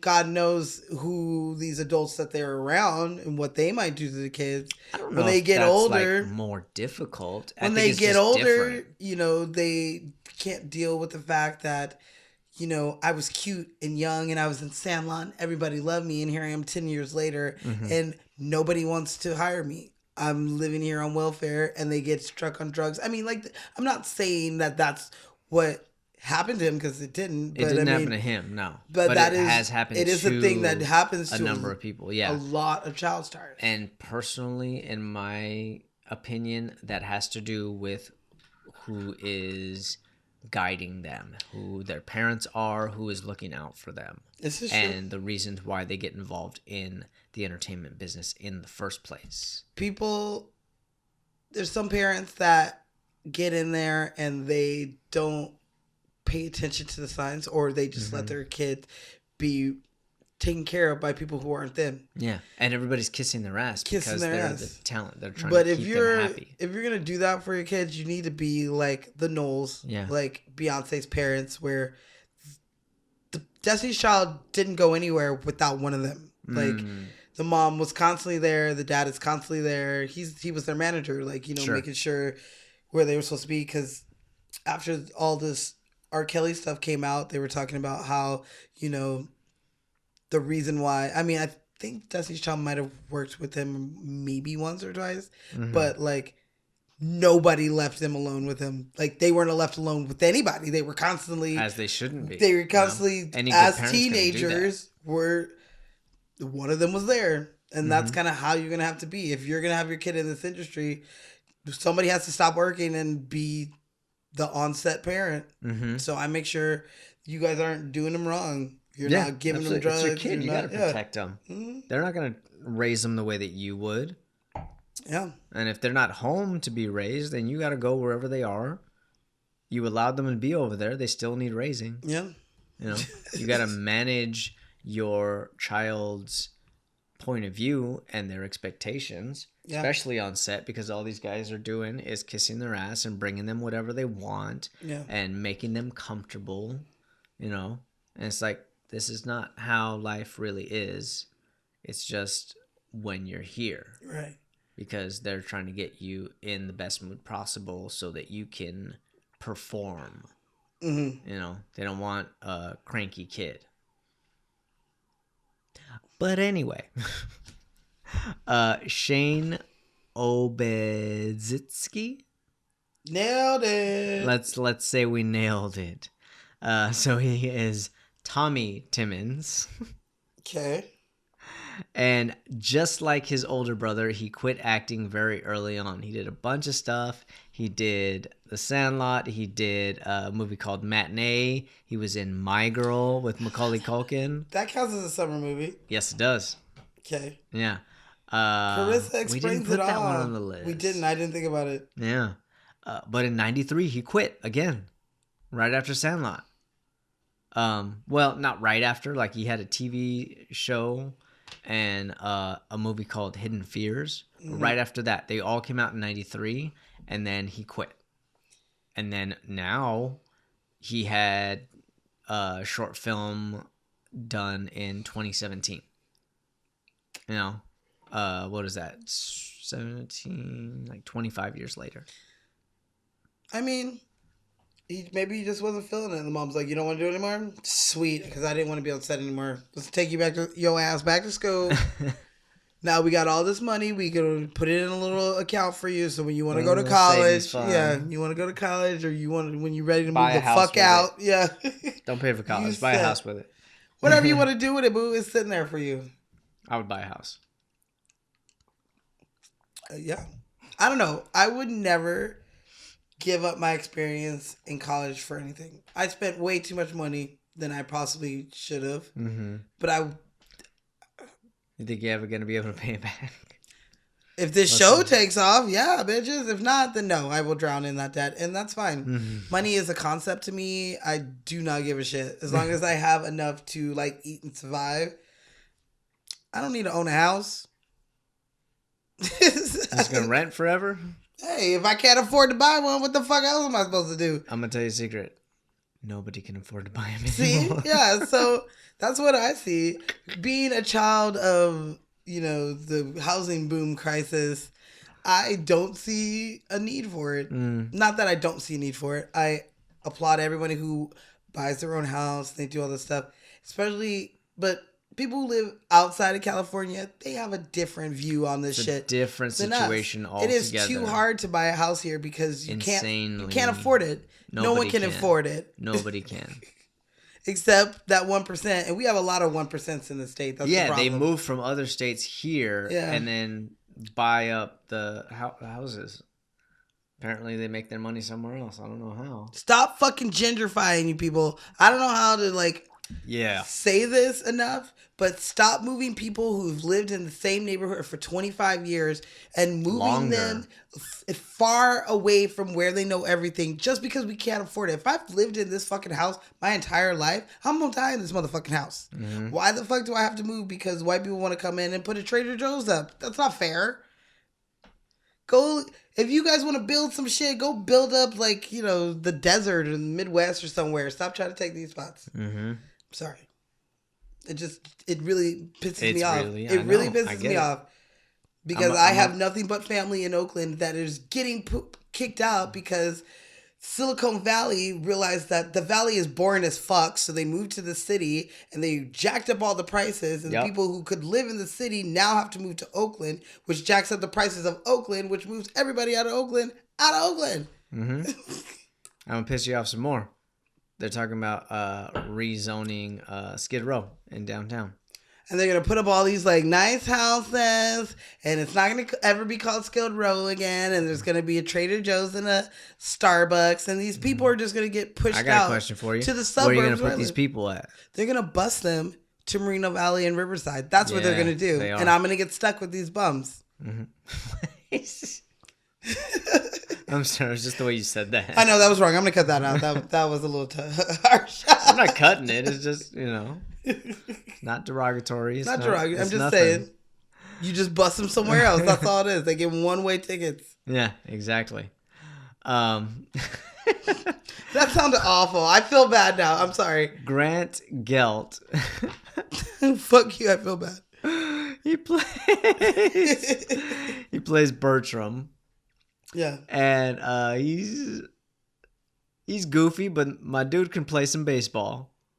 I'm not gonna lie, he can play some baseball. And he continued working long afterwards. He's had a very good career. We've talked about him once before. No, we haven't. Which one is he? No, he was in the TV short film Revenge of the Nerds, but not in the actual movie. Well, who is he in this movie? He's Bertram. Which one's that one? He's the glasses one that shows up, pulls out the tobacco. Oh, ugh. Bertram's the one that got really into the 60s. And no we never one ever heard, saw him again. No one ever saw him again. You want to know something funny? He was in a movie called The 60s. He was in the movie called The 60s. I did read that. I was Why you gotta take my joke? Dude, you want me to set it up again? Go ahead. No. Oh, sorry. It's fine. It's gone. It's gone. Nobody ever heard from him again. Nobody ever heard from him again. That was in '99. That he went into the 60s. Yeah.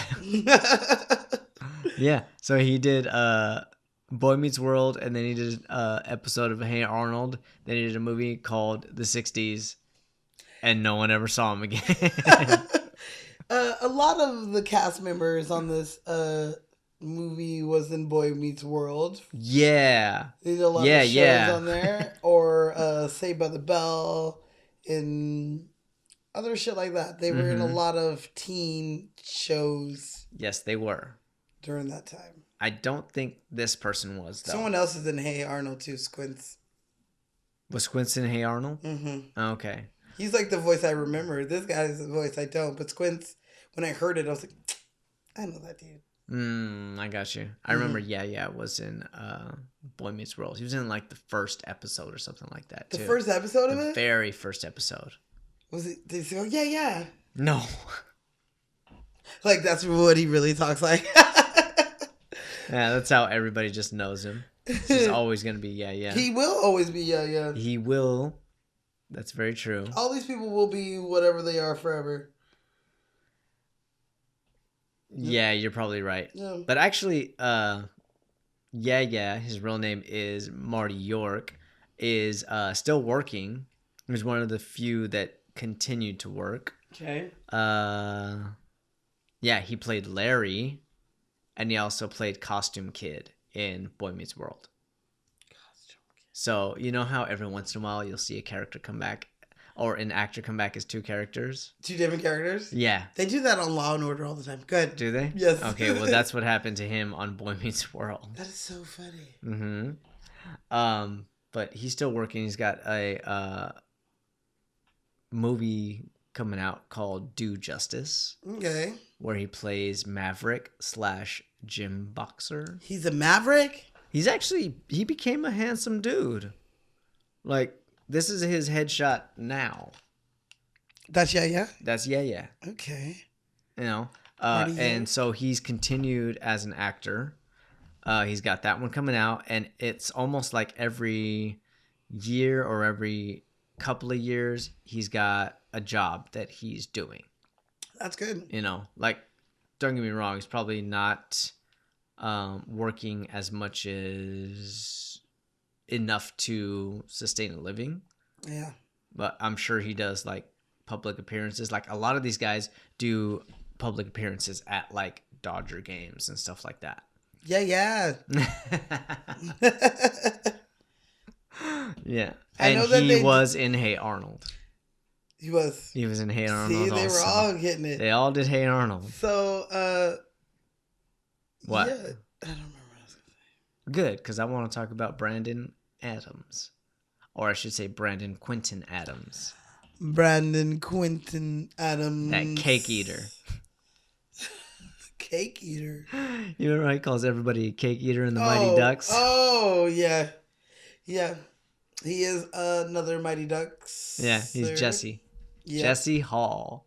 He be fucking kicking it. I feel like we saw him a lot in the 90s.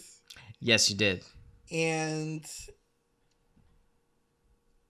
What's the matter? your mustache too big. Did I beat you to it? Were you going to say it? No? Oh. Maybe. You were. I don't know. I never know what I'm going to say. It just comes out. Never know. If I was going to say it, there wouldn't have been a pause, though. What was my fun fact? Okay, That he was in Moonwalker. He was in Moonwalker. Yes, he was. And he plays Michael Jackson in the bad video. He does such a good job. He does a looks really so good much job. like him. It's hilarious. Love it. Moonwalker was a movie that I watched a cajillion times as a child. It was on VHS. Dude, I remember seeing that on VHS or VH1. Both. Yes. But I saw it on VH1. Oh, no, I had it on VHS. Mm-hmm. And then it would come on VH1. Okay, we didn't have it on VHS. Yeah. We just happened to see it on VH1. Oh, no, we happened to see it on TV and recorded it onto VHS. There you go. Okay. I remember walking into my mom's room and seeing it wasn't on yet. It was like they were playing Michael Jackson music videos. Like leading up to it. Exactly. Yeah. Like they were playing not Streetwalker, but The Way You Make Me Feel, and they did like the extended version and everything. Oh, where they do all the dancing and the snapping. Hey! He makes a bunch of noises. Straight humping the ground. Yeah, straight humping the The ground. way you make me feel. You really turned me on. And you knew when the movie was actually coming on because the last one was Leave Me Alone. Don't just leave me alone. Leave me alone. Leave me alone. That's my jam. That and Speed Demon. I love that one. That one's on there. Get on the floor and get your ticket right. Like, actually, I think that was the last pull up a one. bus and get When he your turns into a ticket. rabbit. Yep. Because then he ends up back on the lot as the rabbit, like he's hiding in the costume and everything. Like he they hides in the incorporated costume. the whole thing. Then he runs away from all these clay animated people. Creepy, like garbage pail people. Really creepy. And then he goes into the desert. He takes off the fucking bunny hat, and then it turns into real bunny. Mm-hmm. And they dance battle each other Next to the motorcycle or next something to like the motorcycle till the cops come and show the sign that says "No Michael Jackson dancing." that. I don't know that's what right. and writes him a ticket. So I was just dancing with my friend. But yeah, That's right. Now I remember that. I fucking love it. I'm sorry. I can tell you, I could give you the whole scene by scene of fucking Moonwalker. Bugs and drugs. Anyway. Oh my god. He does have a big part in that movie. Mhm. Other than that part, he plays like the little orphan kid. Yes, he does. Next to Sean Lennon. John Lennon's son. Really? I don't know who the girl is. You know there's three of them. Yeah. But the other boy is Sean Lennon because him and Michael became friends before he died, and he was friends with, I guess, Yoko. Okay. So that was cool. Yeah. Why you gotta make me sad? I know, I'm sorry. Can I make you happy? I got a fun fact for you. Sure. About Brandon? Yes, I do. So the You're hat, so excited. because I didn't write it down, but now I remember. The hat that he's wearing Uh-huh. is a Kansas City hat, and it is of the Kansas City like Negro baseball league team. Really? That's what he's wearing. Okay. Because his hat is the only hat that is unidentifiable to me. Like, it's not something that we wear today or I've seen in the past. So I'm gonna have to take a second look. And you know what? it's, I like his the way is he white. pitches. He moves pretty good. I wonder if they like had a pitching coach teach him how to throw or I not. didn't see if they had like a little This is my heater. I dare you to hit it. I dare you. You want it? Here it comes. Mm-hmm. He hits it though. Fucking Hambino. Hambino. Yeah. He does a really good job. I love him. What's your favorite scene with him in it? With Brandon? Yeah. I don't know. Probably, this is my heater. I dare you to hit it. I dare you. Mm-hmm. Yeah. He does a good job. Like, I don't know why, but when everybody's supposed to be surprised, he always is mouth open, and he's got like a little kid pot belly at the same time. He's just like, what the fuck? Little pop belly. Mm-hmm. Yep. Well, actually, we could talk about my dude, Mr. Michael Squints Polidorus. Squints. Played by Chauncey Leopardi. Who got to kiss a woman. Long and good. Long and good. We had to tip our hats to him that day. You've been planning that? Been planning it for years. He planned that, you guys. Oh, you know what I forgot to tell you about Marty York? He originally auditioned for Bertram, didn't get it, and then he was a last-minute replacement for Yeah Yeah.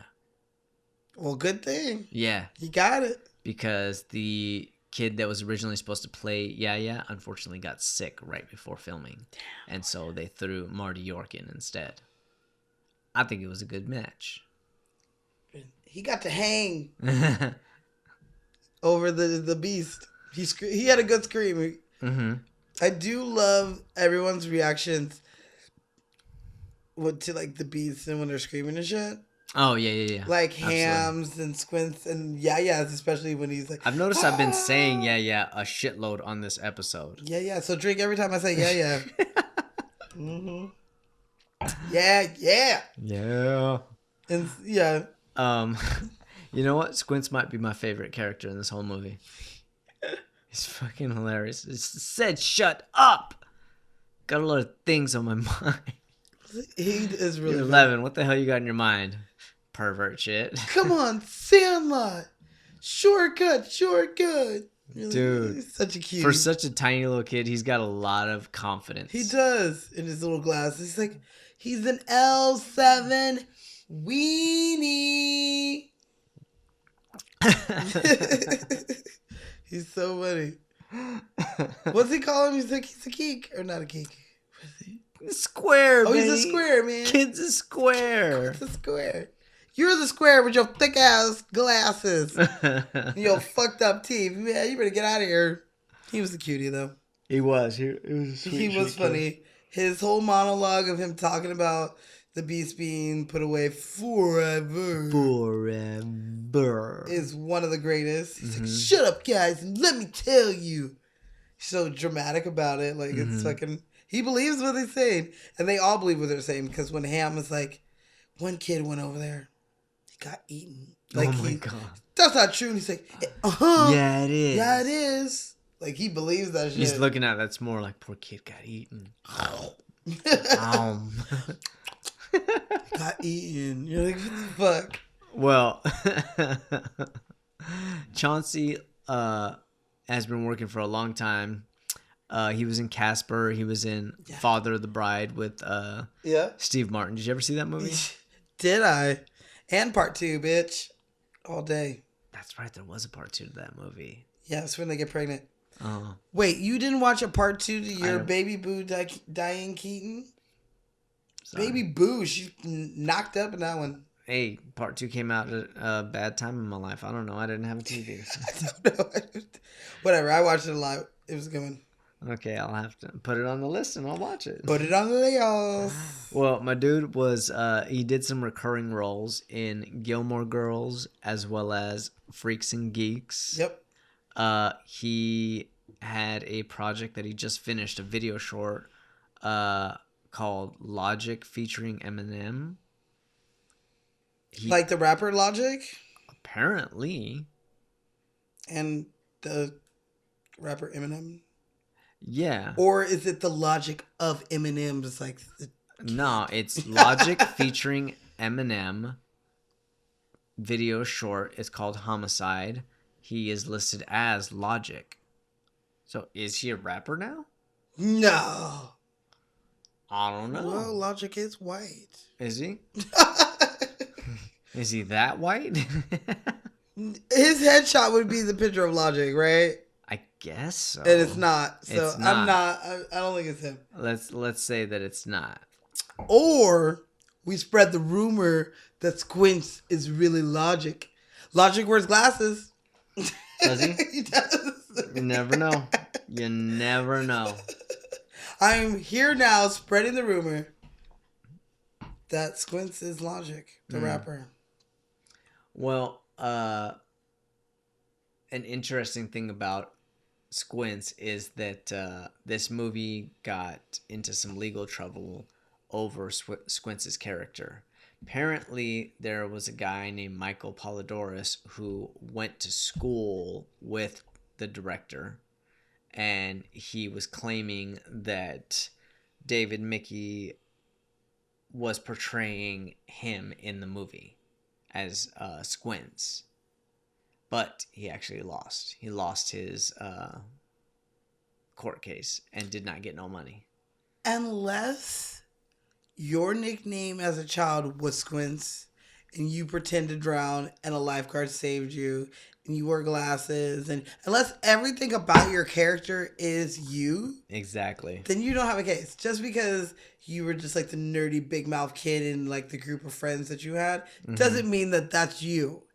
But if the things that happened to him happened to you, you made out with the lifeguard who saved you, and then you got married and you had 9 kids and you owned like a grocery store or whatever, then yes, I would sue. Then it's about you. Then it's about you. But it's not if just because you like see some similarities. Like that's what I used to do. The fuck? Ham's calling bullshit. Hambino. You're killing me, Smalls. Killing me. Patrick Reyna plays Hamilton Porter. I have a... The great Hambino. His name is Hamilton? Well, his name is Patrick. But in the movie, yeah. No, I know that. I know that his name is Patrick. I'm talking. Yeah, his name is Hamilton Ham Porter. So we got two guys named after presidents in this group. I guess so, yeah. Benjamin Franklin Rodriguez the third.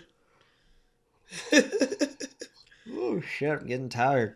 Sorry, people. One of my best friends. 12-hour shifts are killing me. Her Amanda. Hey Amanda, she does listen. Hey Amanda. Her brother is a round, freckle-faced red guy who looks extremely close to Ham. He squeezes cheeks like Pauly Shore does in Son-in-Law. Oh, that is him in Son-in-Law. Yeah, he's in Son-in-Law. I fucking love that movie. I really do. I'm not the hugest Pauly Shore fan. Like, I like Pauly Shore, but I like Pauly Shore. That movie I like is my In the favorite. Army Now. Yeah.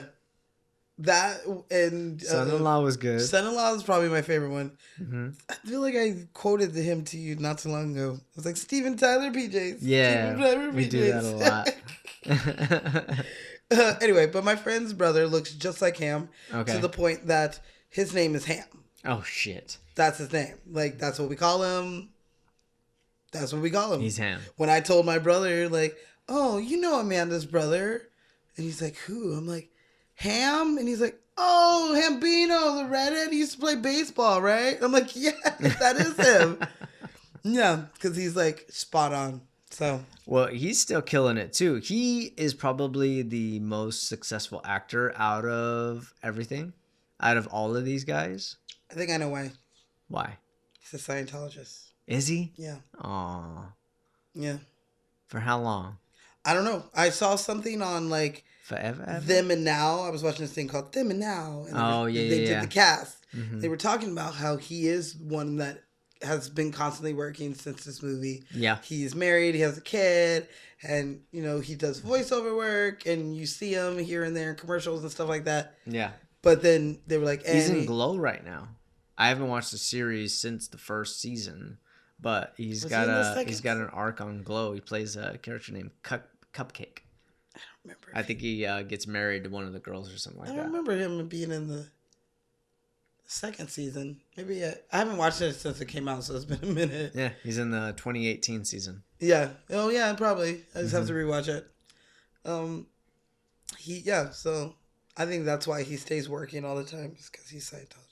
I see. He's also good. He, even as a young kid, he was always really, really good. Yeah. And he was always really funny at the same time. Yeah, he's like, got a good I feel like he comedic saved these guys every once in a while with his performance. Like, he wasn't afraid to go over the top with certain things. Right. It's like, you forgot to turn. Hello. You go to third Smalls. That wasn't my ball. base. You got to think real clearly, Smalls. Where did your old man get the ball? Some lady. Named Baby Ruth? Baby Ruth. So Tom Guiri is the one that plays Smalls, since we're talking about him. Mm-hmm. He also is a successful actor. Yep. You know, he did Mystic River Yeah. and Black Hawk Down. He just did The Revenant. Yeah. With, well, not just, but like a couple years back. Yeah. With Leo. He's got a new one coming out called Roe versus Wade. He looks the same. Yeah. It's just bigger. He plays a priest in this one. He does look pretty the same. The Yeah. same. He became a father at 18. And he stays, you know, doing his hustle. One time he got arrested for headbutting a police officer because they told him Smalls, what are you doing, brother? he was too drunk to get on a plane, and he was like, get the fuck, and headbutt a police officer, so he had to go to jail for a second. Yeah. But other than that, he's doing good. Yeah. He's killing it. He's still out there working. Mm-hmm. And lastly, we have Mr. Mike Vitar. Before we give you him, can I give you a fun fact? Give me a fun fact. Fun fact. PF Flyers were brought back for a limited time after being in this movie. Yes, they were. And I, prior to this movie, had no clue what the fuck PF Flyers were. I thought they were all wearing fucking Converse all the time, never knowing that there was some other I just Converse. assumed that it was Converse and they just put a PF on there. No, they were real. I talked to my dad, and he talked about how, their advertisements talk about make you faster than Run lightning. faster, yeah, jump higher. Jump higher, kind of like shit like that. Actually Yeah. proven to do so. Well, if they would have had this as a commercial back then. Dude, I would have believed that shit big time. Mom, I gotta get me some PF Flyers. Give me some PF Flyers. Instead of me asking for fucking Chucks. Let me get some Chuck Taylors, Mom. I need some black ones. Hey, Chuck Taylors have never gone out of style. They haven't. In over 100 years. I am a Southern Californian, so I wear sandals all the time everywhere. But if I'm going to have to wear some tennis shoes, it's most likely going to be some Converse. Mm-hmm. Like some red high top Chucks or some black low cut Chucks. It's my two. I'm looking at some red high tops right now. I was going to I say, love my red I high love top mine. Chucks. I've had them since Love high them school. so much. I have them since high school, still rock them. Nice. Okay, you ready to talk about Benny? Benny Rodriguez. The Jet Rodriguez. Benjamin Franklin Rodriguez the third. If we're gonna be about it. If we're gonna be about it. He was my biggest crush in this movie. Big surprise. Everybody had a crush on this kid. He was cute. He was cute. I'm not saying he wasn't. And we just watched him run through the town. He is the leader of the group. Mm-hmm. He's the best player. He's the best player. He cares about the game. For good reason. I think he was older than some of these kids. He was great at being a friend. Uh-huh. He was a really good friend. Really good friend. He made Smalls a part of the crew. Mm-hmm. He was like, oh, I can't play. I don't have my glove. Here, bitch, I brought you a glove. Oh, Because there's only 8 of us, and he makes 9. He makes 9. We need to practice, guys. Yeah, he wants to play. We want it. I need him to play. You need to practice. Told him to wear the shirt and jeans. Stop with this button up. Mm-hmm. Burn that piece of shit He hat. teach you how to be cool, bro. First of all, when you throw a ball, when your arm gets here, let it go. Just let it go. You gotta catch it, stick your glove And out in the air. And I'll hit it Got to you. And you got at the fireplace, throw that hat. Throw that in here. Which I think is really cool because he brings that hat back in the end. He does. And he gives him L hat. Here, you can have my old hat. Mm-hmm. I don't wear this shit anymore. You can have it. Gave him his hat, gave him his spare glove. It's Told him like, how to dress. So, I got a fun fact on Benny. he didn't have to do all that, man. He's a good dude. You want to know why that we felt their connection? So, after they got casted and before they started shooting, they had a close bond because the director made Smalls and Benny rehearse weeks before shooting. Give them that nice, fun. You got kid time to build that relationship. to build that relationship, so get that into some shenanigans. it is believed, and they were so believable that the other kids in the cast thought they had been friends forever. Really? Yeah, they were like, I Nice. thought those people were friends for a long time. I just thought you guys cast like that. You cast 2 best friends. Yeah. I got you. Well, these guys actually did get into some shenanigans, apparently. I did hear of one. Did you hear about that shit? Mhm. Apparently they snuck into R-rated movies and stuff together. It's Basic Instincts. Really? They wanted to see some, Kim Basinger? I get that. isn't that Sharon Stone? Oh, Sharon yeah. Stone? I'm thinking of The Getaway. They want to see some Sharon Stone snatch. So So they were like, let's get in here. Little perverts. Pervs. You little pervert. Yeah. They did get in some trouble. I would let them hang out together too to get that real. Yeah, of course. You got to build that relationship. It just doesn't. But I feel create like I itself would out have of made thin air. the kids hang out together and made Benny and Small hang out also together, but separate, so that all the kids Sure. can have that friendship. You've got to create that relationship that special relationship between Benny and Smalls. But you also have to create the dynamic of all of them, so All you of can't them. exclude them too much. That's what I would have did, but it still worked out. Mm-hmm. I got another fun fact About about Benny. Mike Vitar. Yes, Okay. Mike Frattar. Mike Vitar. So Benny the Jet Rodriguez. Benny, Benny. You think he was writing about Benny the Jet Rodriguez? Benny and the Jets. Jets. No. I don't know. I'm gonna throw that. Maybe. Here's another rumor I'm Who starting. doesn't like Elton John? Here's another rumor I'm starting. Elton John wrote Benny and the Jets about Benny the Jet Rodriguez in I know the times don't work out. Yeah. But Benny the Jet was a real person Okay. in the 60s. So that could work. I don't know. I'm just throwing that out there. Okay, so the older and younger Benny are brothers. No.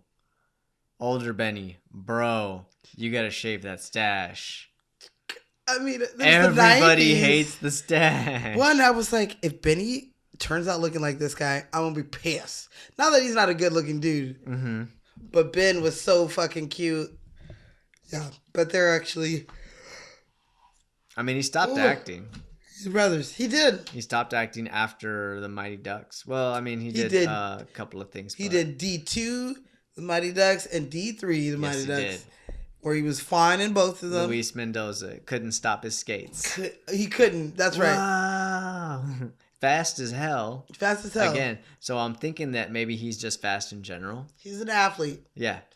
and he is great with his body Mm-hmm. because he eventually ended up being a firefighter. Yes, he did. Here in the great city of Los Angeles. So if this house burns down, he We might call be him the, Benny. he might be the one to put this shit out.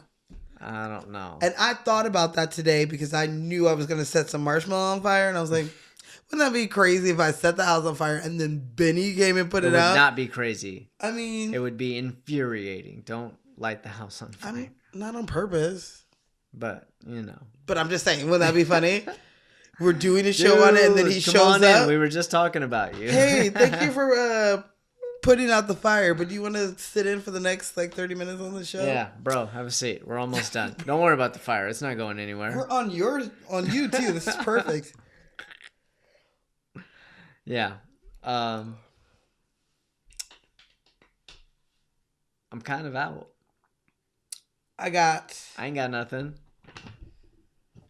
got two more. Oh, yeah? You ready? Let's see if I don't already know them. The vomit used in this movie when the kids take the chewing tobacco and they get on the ride ugh. and they throw up. Blech. Ugh. The Blech. vomit was made of split peas soup, Mm-hmm. baked beans, oatmeal, and a little water. Oh, my God. So gross. And they shot it out of a paintball gun. Blech. They shot it out of the paintball gun. And they did accidentally hit people with this shit too. Because, you know, you can't really... Like the shot where it like lands on the girl's shoes? I think that might be real. I don't know. I don't know if it is or not. But they did end up hitting people with it. And the chewing tobacco that they chew is not chewing tobacco. Obviously, y'all No, people. of course not. They're They're going to get that shit to babies kids. that. Yeah. So it is beef jerky and licorice. Ugh. That sounds gross. That sounds really, really gross. I also learned a fun fact that the ride that they were riding on is not accurate to the times. The ride that they spent. Oh, it around hadn't on, been invented yet? It wasn't invented until 63. Eesh. So it was only a year off. And I don't think that there was a lot of things in there that were like, well, this wasn't invented until the next year. And I'm like, who gives a shit? We a year off. I'm down. That's fine. Mm-hmm. All right. So you ready for my last fun fact? Give me that fun fact. This fun fact is really cool. I just learned it today. Well, Oh, I thought you were going to say it's brought to you by. I was like, it's brought to you we got by, sponsors? by Benny and the Jets. So Benny and the Jets. after Benny makes his home run and he runs around and he high fives the kids like, pew, pew, pew. This is wrong What? because high fiving was not invented yet. This is also something I learned years ago when I was in Hairspray because we were one of the record shop kids. And they wanted us to like, act like kids. So we would like high five each other and our director was like, it wasn't invented yet, do something else. We're like, Do wait, what? wait, there was a time when There was this no wasn't high fives. there was a time when this wasn't a thing. Yes, it was. I So want Give Me Five to come back. Give me five. can you guess what year the high five was invented? 73. Kind of. 77. You said guess. You I ain't went too- with 73. You ain't too off. So the first high five was in 1977 playoffs between the Los Angeles Dodgers and the Houston Astros. Astros. That's what I said. And this was done by two Dodgers players, Glenn Burke and Dusty Baker. Nice. Have you heard of them? No. They black, so it's cool. They started this trend and everybody took it. So Dusty had just hit a home run or whatever and came in. Dusty. And Glenn, I know, I was thinking that too. And Glenn automatically, there's like, I saw the video footage, I seen a picture where they're just like, oh, they're just so excited that they just fucking high five. Okay. Nice. And that was organically, it just came about. Yeah. It's like, what else the am I supposed to repercussions do? just went across the world. Because when I was watching the footage of this, they show the crowd, and the crowd isn't doing what we do at sporting events, What's it doing? which we high five when our team wins. Yeah, fuck yeah. You high five your neighbor who you don't even know, but you wear the same jersey, so you know you feeling this too. They would like take their hats off and like wave them. People are just They didn't know throwing what their to do yet. They're and just now throwing it's their like, hands in the slap air. hands. Yeah, Slap hands. they slapping hands now. Like the but water boy. Before 1977, they were just cheering and not slapping hands. So I also want to throw a little thing out there. Glenn ended up being traded from there to the Oakland A's and then eventually being pushed out of the industry because he was a gay man in the time of the 70s, a gay black man, which nobody wanted to hear anything about. And he ended up leaving the game and moving to San Francisco and living in the Castro district where gays are the best thing in the world there. And people would talk about how he would sit on the hood of his car and high five people as they walked by. Like, yeah, high five, motherfucker. Boom. Nice. You gay, I'm gay, high five. Boom. And like that's, what he did. And so I thought that was a cool little fun fact to throw in there. That is a good fun fact. I like it a lot. Yep. But I'm out. Good. All right, good. Then that means it's time for... Z for the people. Yes, it is. Yes, it is. So, the Z for the people, I picked a really good one, and I think this would relate to all of these boys, especially Smalls. Lay it on me. Okay, so this is called the Pitch In for Baseball. They provide new and gently used baseball and softball equipment to boys and girls in the U.S. and all around the world. Okay. And this is for children who want to do baseball but don't have the means to buy the equipment for baseball. There's a lot of them. Yes. So Too many. this is a really fucking cool charity because they send their stuff to leagues, schools, organizations that want to do this all around the world. And in the past 10 years, they have given over $9 million worth of equipment to over 800,000 happy kids in over in 100 countries. So these people are out here bringing the love of the game to everybody.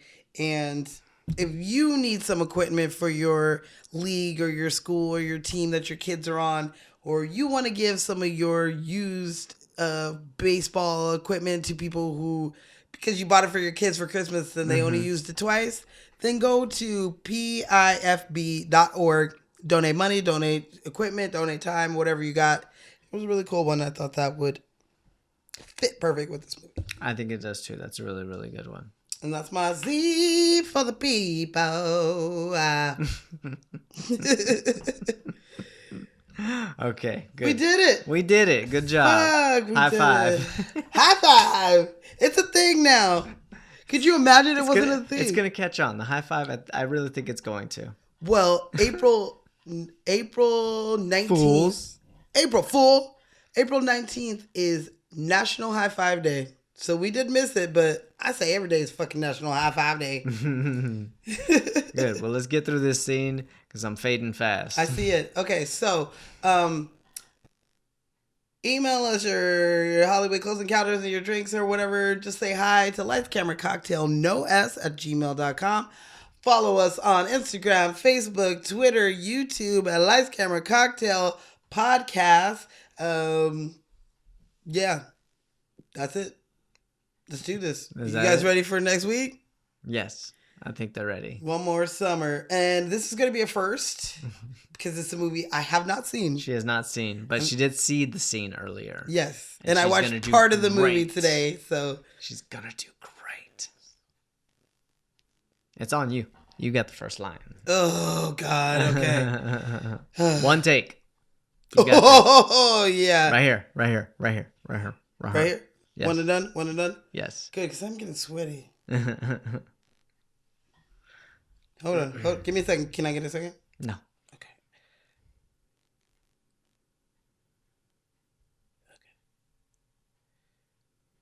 I don't know what this word means. Okay.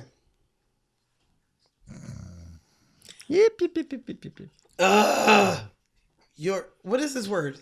Abysmal. What does that even mean? You're disgusting. Okay. I don't know. It's not. Have you ever heard me say that word? No. Yeah. Okay. You're abysmal. Would Danny even say anything like that? No, Danny would not say something like that because he's Irish. And Irish guys develop later, okay? They don't think about sex until they're like 25. Wow. That's the dumbest thing I've ever heard in my life. It's a biology fact, Mariella, okay? Read a fucking book, okay? Ooh, biology Okay, look. fact. First it's Hispanic guys, obviously, then the black guys, then the Italians, then the French, and then the Irish, all right? And then, probably the Asian guys eventually. Oh my God. When you join the Navy, their collective IQ is going to drop like 20 points. Like, you're going to sink our ships. All right, you know what? If you're in love with me, just say you're in love with me, okay? Yeah. Is that how you say I love you in sign language? No, that's fuck you. Oh, that's fuck you. Oh. One and done. One and done. That was good. I'll take it. I'm kind of excited to see this movie because I've seen about half of it and it's fucking hilarious It's already. a really good movie. I'm glad you're starting to enjoy it. So I'm down for it. The cast is funny. I'm laughing. And that's a movie that Zenobia has not seen. So I won't even have time to think about my Rotten Tomato rating on it. It's gonna be real organic. I'm gonna get real Guido on this Yes. Ooh. one. If you guys hadn't noticed, I was already starting to talk like that. Yeah, I can't. I don't know. All next week. Maybe if I watch the movie enough, I'll come next week with an accent. Do it. Just do it. All right, you guys. That is our show. Yes. We're out. It is late as usual. Yep. We're working a lot of hours these days. We apologize if we're a little tired. A little bit. But we still want to bring this show to you every week. So thank you for listening. Yes. Thank you for supporting us. Thank you. Please keep supporting us. Yes. Follow us on Instagram.